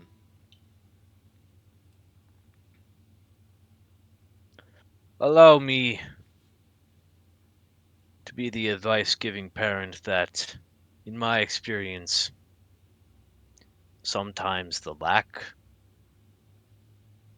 of the presence of a troubled parent can be a good thing. As a mortal man, I only know from my own experience. I can't even imagine what it would be like to be in the existence of these creatures.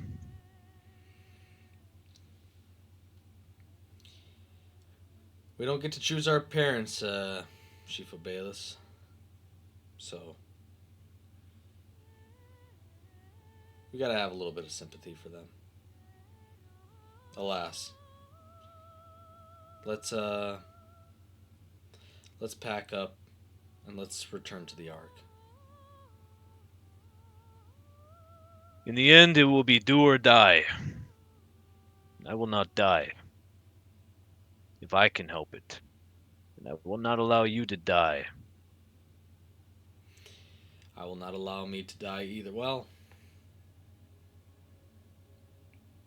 that's a loaded statement when I say it, but I understand the What sentiment. do you mean, well? What do you mean, well? Nothing, nothing, nothing. Don't worry about it. Don't worry about it. Just overcomplicating things.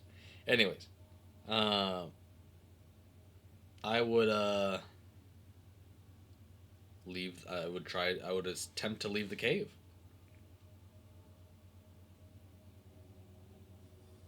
uh, you guys depart We will board the. as you Go ahead. remove the Kopesh from the rock itself. You see that the pool of duat and venom is slowly beginning to disapparate, no longer being sourced by the eternal essence of that particular Kopesh with a particular essence inside of it. Yeah. I would ride the griffin, and once I do that, I will. We will venture back to the Ark. You make it back to the Ark. You are met with the crew. I would go to the captain. I would say, I've done what I need in Shiraku. If we're ready to depart, I'll be ready shortly. Pardon me, sorry for my rudeness. I don't believe I've gotten your name.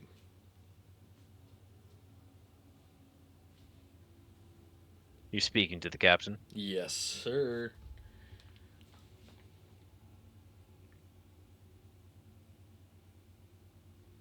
Are you going to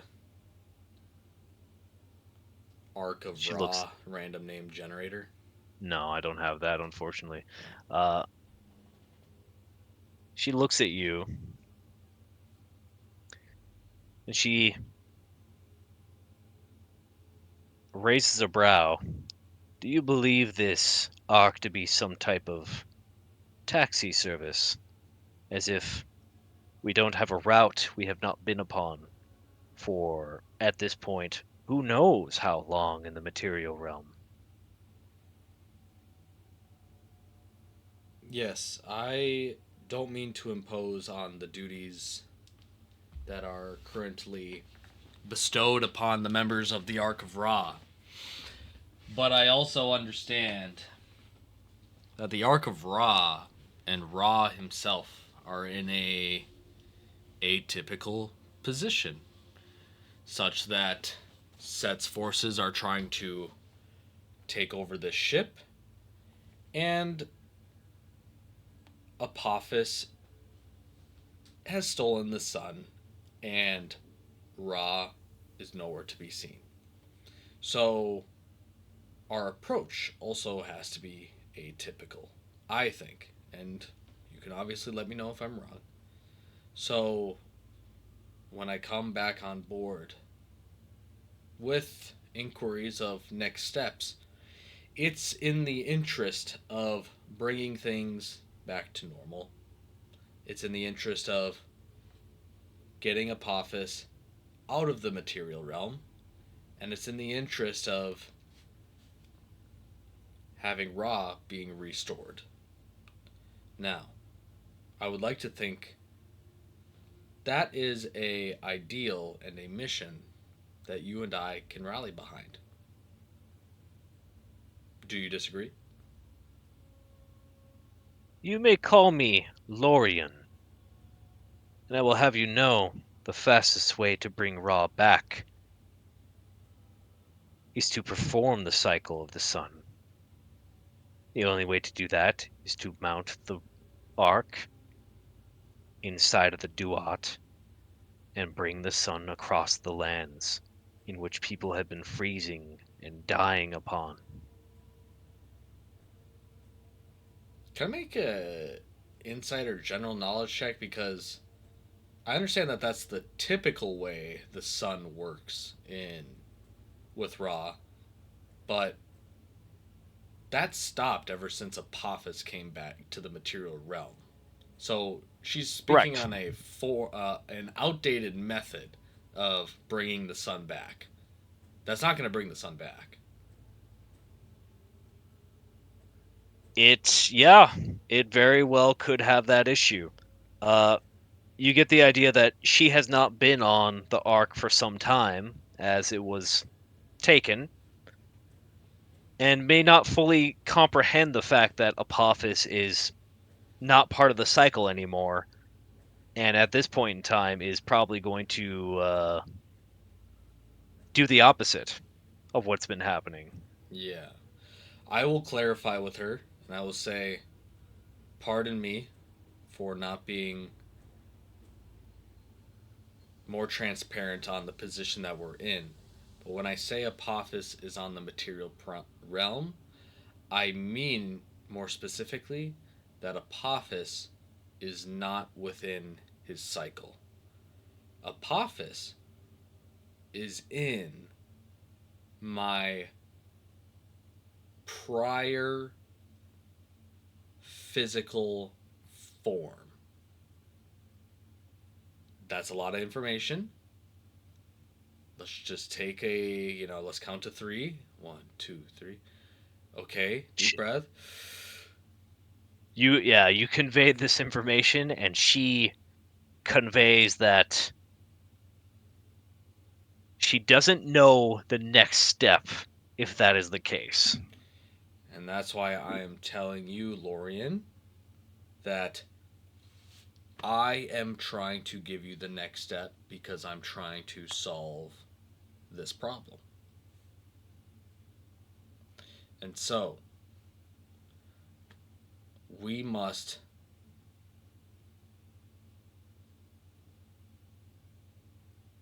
oh geez. And this is where it gets to the fork in the road. Do I prioritize stopping Apophis or do I Yep. prioritize Set? As far as you know, Apophis was blinded and apprehended by Rashad and Amun.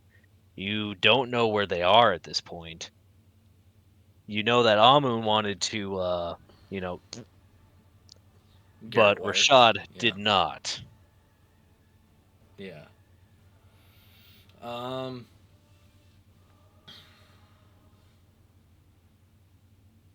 hmm. Give me 1 second here.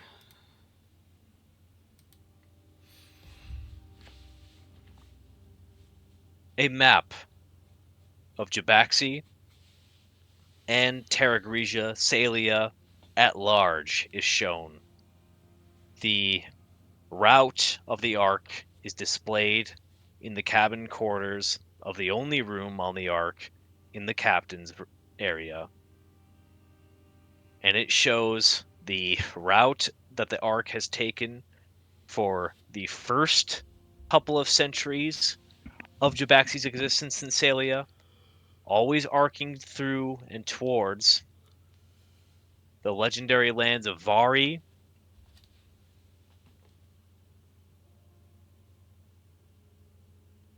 1,000 years later, it started going different routes, spending time in different areas when night was falling. And you can see small deviations over the centuries as Amun decided new routes must be taken. The borders of Jabaxi change ever so slightly, with more land mass being made from volcanic eruptions, shifting of tectonic plates, mapping it all the way up until recently when the Ark was stolen for the first time in history. And it shows the Ark parking itself within the illusory desert, disapparating and apparating multiple times over the past couple of months, focusing mostly in a place deep in the desert, the furthest part in the west, where you assume the capital city of Set's forces in Sepeppermeru must lay, until the Ark was reclaimed by the crew of Ra, up until the moment you had taken it under your own command. Hmm. You notice something. There's a magical border around Jabaxi in which the weave originates from, Mm-hmm. and eventually Salia at large takes over. You see the weave around Pharos, deep on the northeastern side, and alongside the east coast, or yes, east Whoa! coast. Whoa, whoa, whoa! The east coast going into Bayek. Hey, I'm walking here. Yeah, slowly begins to spread from Jabaxi deeper into Salia. It's just a small, minuscule change, and you only noticed it because you saw the whole history of the arc flash before you within a couple minutes. Hmm. I think about this. I contemplate all of this. I look at the map and I say, "Pardon me, Lorian," and I look to Shifo, Bayless, and I would say, "Can you just walk with me for a moment?" Yep, he walks out of the captain's quarters with you.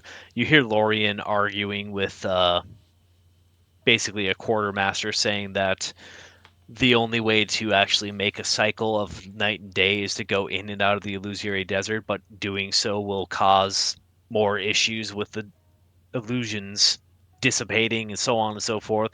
There's an argument that it won't, blah, blah, blah, so on and so forth. You guys depart.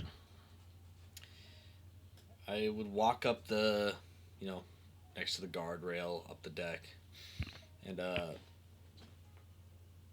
I would say,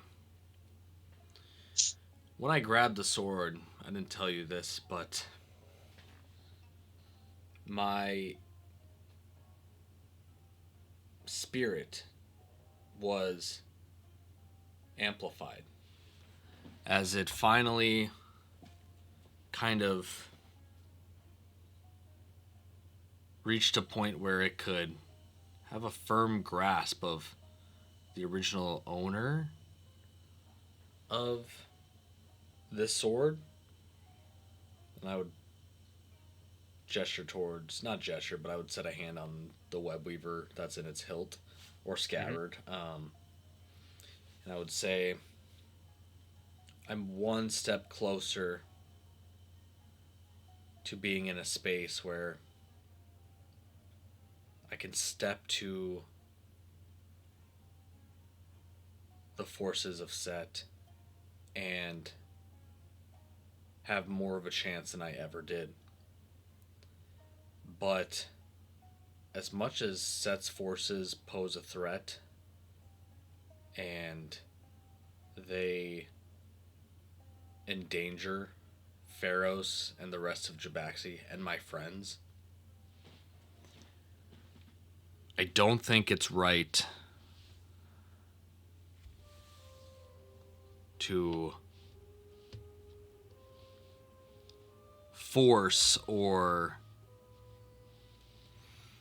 um, put this, for lack of a better term, bastardized version of me through a process in which this would become an avatar form. And I'm talking this out loud with you because I know it's a bit crazy, but to just lay it all forward, Shifo, I think I need to get my body back from Apophis before I can do anything else.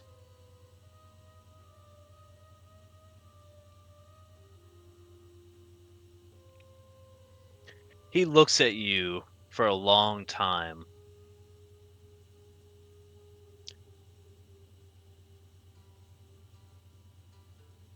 And eventually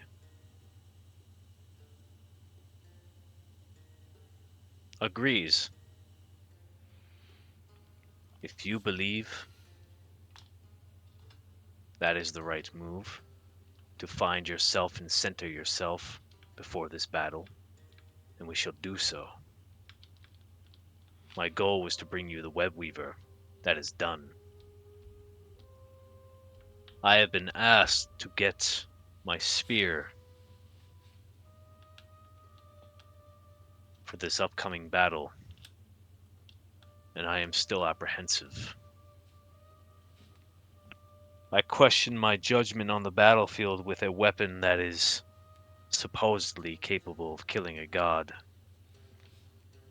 when I had fought similar gods. And those who claim themselves to be gods or hill spirits or demons, I never once felt any type of ability like this. Maybe there's something Idalia was not telling me. But you, I've seen the lanes you walk in, and you survived our duel. You survived long after. If you need this to complete yourself and be in your best form, we shall do it. Where shall we go?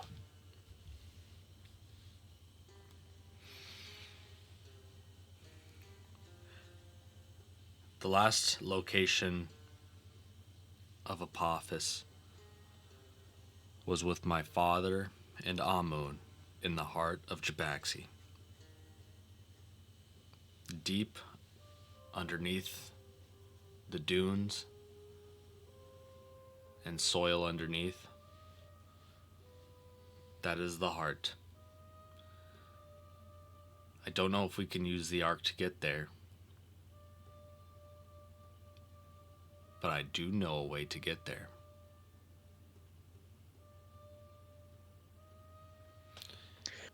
Then we will charter a course. And our griffin may become dinner in a few days. If we do not get use from her. Yes, we will take care of your griffin. What's your griffin's name again? I have no idea. We'll call it I Griffy. just got. He squints his eyes at you. Let's think on it a little more. Let's think on it a little bit more. Yes, we will feed your griffin. I need to tell the captain what the next course of action is, since they are reliant on next orders. So, pardon me. Get, and I look over towards his griffin. I'll say, get your fellow steed ready.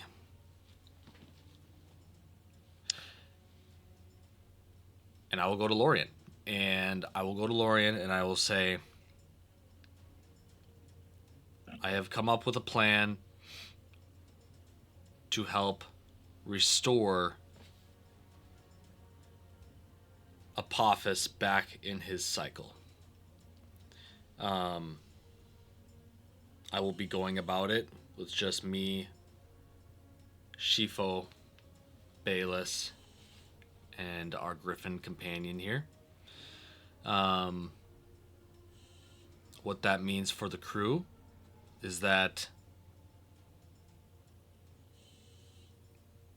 I will probably be away for a period of time. I cannot assure you for how long, but what I would say is let us meet back here, either at this cave or in Chiraku, at the same time tomorrow. If you could do one cycle, obviously it won't be the same cycle because Apophis is not there. But if you do one cycle, I will be back to this spot, and um, we will chart our course for Set and his forces. Hopefully. That's, of course, if everything goes well with Apophis. If you are here and tomorrow and I'm not here tomorrow, then I might be dead. I say that loosely. But that is our current working plan. The captain ceases her argument with her quartermaster and looks you in the eye and says, "You are sure of this? That you can find a way to unbind Apophis to your mortal form?" Um, I'm not confident, but part of me, my gut's telling me that he doesn't really like mortality and the material realm. Who knows? It might be easy to convince him. But in the event that it's not easy to convince him, I'm prepared to do whatever it takes to send him back to the sky.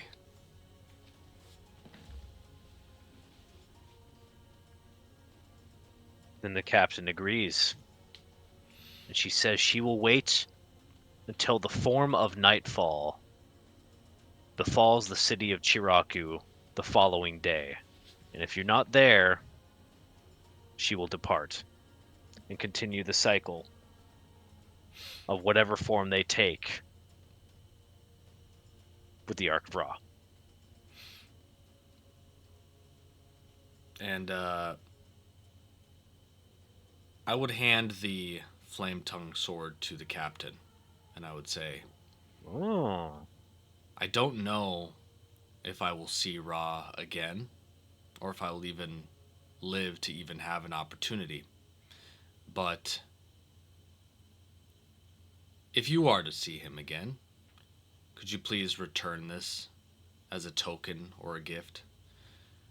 This was stolen from his temple, and I have no need for it. So do with it what you kind, will, but it is a gift for Ra.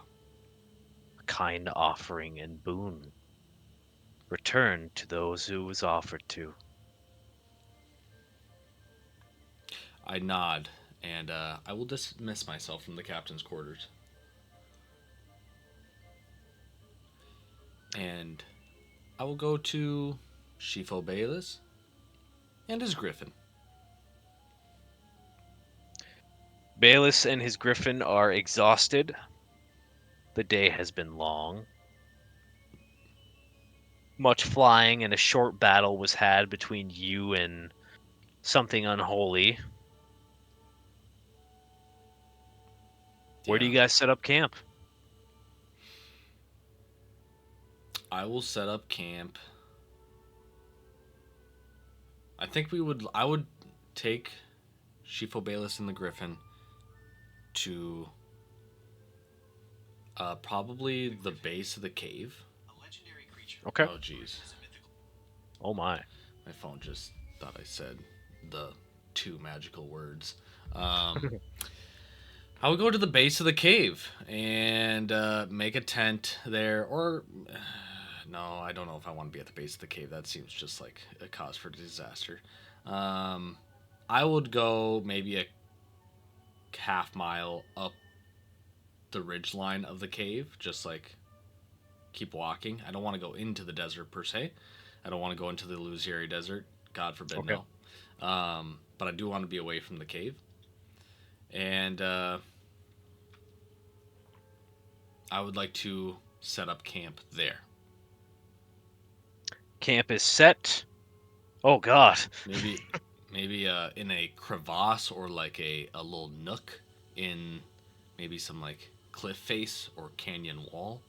Something that's a little sneaky. Well, you can't really do that much with a griffin, but you understand the point. You can get some coverage that is good enough for a sleeping griffin to hide in. Okay, sounds As good long to as it's me. not moving and making noise, it can be pretty stealthy. Cool. Cool. Then in that case, I will take my rest. You take your rest. Bayless takes his. The griffin also takes theirs. The dreams are long. You find yourself connected with Neath. You feel untold memories before you, sifting through them, seeing the gods in ways that you never would have thought imagined. You feel her envy of the ones that were born without her doing and presence, and her joy that she's getting to know them from your own memories.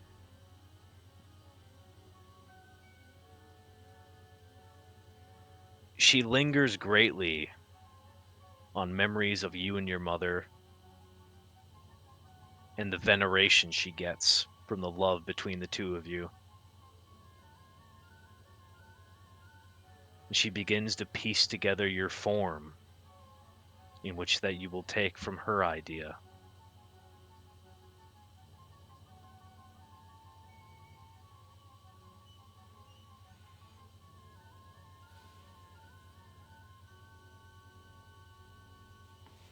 And then you awaken. Would you say that was a lucid dream? Yeah, Okay. Okay. Interesting. Now, with this rest, I would look at Shifo Bayless and I would say, I know what you're thinking. You have a griffin. A griffin has wings, a lovely beak, and a lovely plumage. How is that going to get us deep in the ground to this heart of Jabaxi to try to track down Apophis? Well, I have the answer for you, my friend. And with two claps of my hands and a couple of glyphs, mm. I cast Find Steed to summon Burrow, the purple worm. Mm. And he apparates just like that, like Mario coming out of a pipe, but he's the pipe. And I'll wait for you to get your Burrow accent ready to go. But I'm going to say, Hey, boss! oh shit. I'm going to say, Burrow, we're going to have to go to the heart of Jabaxi. So we're going to be digging a lot of tunnels. That sounds like a really big deal, but I have to ask you, boss, which one are we going to? Oh shit. There's three. Let's start with the nearest one. Because Apophis made camp nearby. He left this sword of mine in a rock in this cave just a half mile up this ridgeline. So I feel like if he was going to a heart of Jabaxi, it would probably be the one most convenient to him. You see Burrow inhaling the scent of the web weaver, stinger of the web weaver.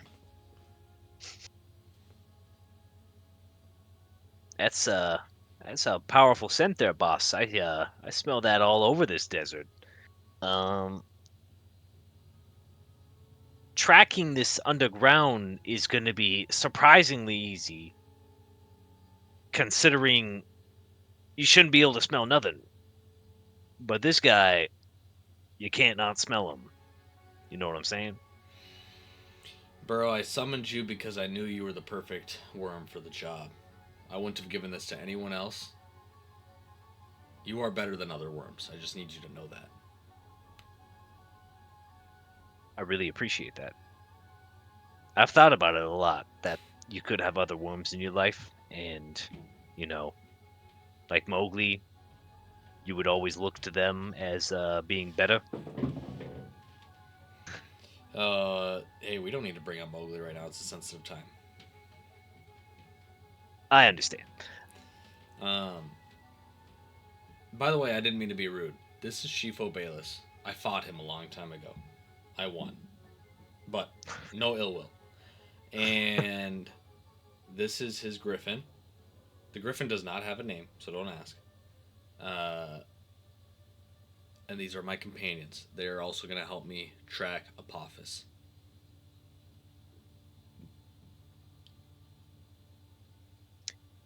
Well, boss, I'm gonna tell you right now. The Griffin cannot ride me.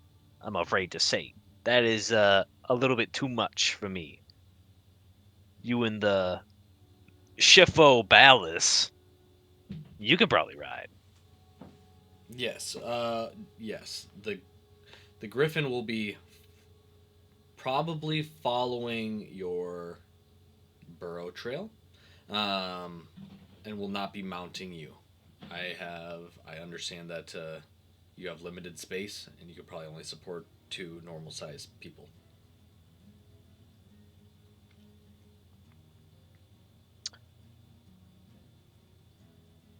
I'll tell you what, it can try and follow me. No guarantee. And I ain't waiting up for nobody. All There's right. only one speed, and that's go for me. And he starts burrowing immediately. Uh, we'll hop on. We'll hop on. I look over to the griffin, and I'll beckon it to attempt to follow. Yeah, it looks down the hole as you guys start going, and we'll leave off the episode with this griffin staring down at you two guys, going on a journey underground. Hmm. That's fair. That's completely fair. It probably does not like the idea of going in, which is fair. Um, awesome, awesome. Catch a ride. Okay. Uh, let's call the session there. Now we're in our post game interview. Raymond, what was your favorite part about the episode? What was your least favorite part? What were you like, damn, this guy really sucks at D&D? Like, what was your least favorite part? What was your favorite part? Highlights, lowlights, everything in between. Let's talk about it. None of it, all of it, none of it, none of it, none. Okay. That's the end of the campaign. The rocks fall, you both die. Wow. I actually have an immunity to rocks. When you're a level 20 paladin, you're actually immune to rocks. I didn't know that. That's Yep. weird. Yeah, they buffed that. That's part of the 2024 Oh, edition of Paladin. oh, that's the. Oh, okay, that's Yep. the new stuff. Okay. Yep. Yep. Yep. So, what I will say is I liked being boss man in Chiraku. I thought that was a fun, good change of pace for Isaiah, where he kind of has to play a different version of himself that's like not indicative of who he is, but it fits the scenario. So that was fun. I like the idea of him just randomly starting a royal guard. Yeah, Again, that was my favorite part actually. Was you just creating the royal guard? he doesn't have much of a concept. Again, we're talking about a guy whose whole backstory is he can't even really fucking follow orders. So putting him in a leadership position That's fair. um, is he has concepts of what the right thing is to do, but he doesn't really fully know what it all means. So I like the idea of creating the royal guard because someone did something nice for him. He's like, you are deserving, you are worthy. I also think it's because he knows that he was doing something shady, and you know what helps when you're doing something shady, when the people that could suspect you, they're bombarded with great gifts. and so they're Mm. distracted. So that is also part of the mentality, which fits what Isaiah was trying to go for, anyways, or at him. But um, that was a favorite part. Another favorite part was the first dream sequence at the beginning of the episode. That was freestyled off the dome, but I really liked how it came out and sounded Very good. and said. Very good. So that was Cash Money. What else did I like? Mm, mm, mm, mm, I like fighting a. I like fighting Crunchy. That Good. was pretty Yeah. cool. Uh, Sucks that it got away, but that's also indicative of the campaign as a whole. I'm trying to do the right thing. I have concepts of what I think the right thing is to do, and then it just bites me in the ass. So this is perfectly in line. So I'm not mad at it, but it is what it is. That was cool. Driving the Arc of Ra was very cool. Um, I don't think I had an uncool moment. I really liked everything that we had here. Uh, um, Obviously, I like getting the Web Weaver back and being level 20. That's obviously a highlight. Can't complain Yep. about that. But yeah, I don't know if I have too much else to add. Any other things that you would want to call out or highlight? I'm glad it didn't take too many rolls for you to, roll really high on this comprehensive avatar cohesion, I guess. Is the best way to describe it. I'm like, "Oh, please. Please Please don't don't not don't one. don't keep doing this. Yeah, don't keep doing this. Please." For the love of God, just get it right. So yeah, I was glad that finally happened, and I did have a plan on like forcing the hand potentially eventually.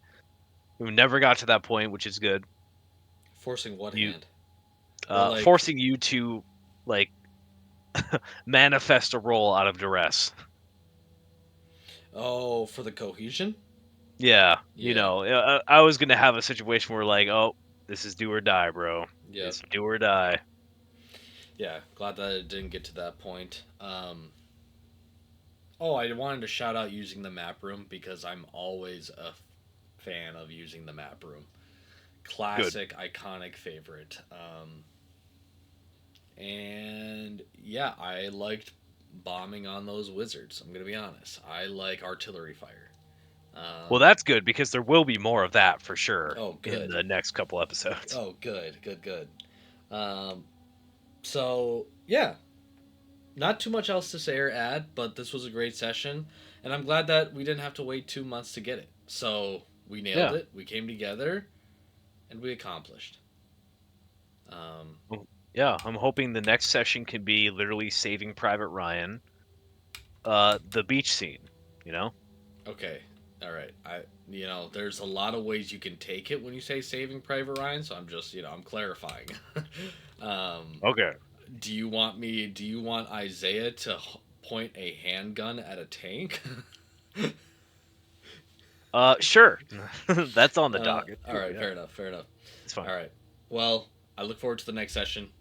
We're probably gonna get this campaign wrapped up before 2025. I think we can. I really do. I believe in us. I believe in us. Until next time, thank you everyone for listening. Shout out to our super fans, Tarantino. If you made it this far, thank you. Hell Big yeah, dude. fan of Django. Um, and yeah, have a good one. Bye everyone.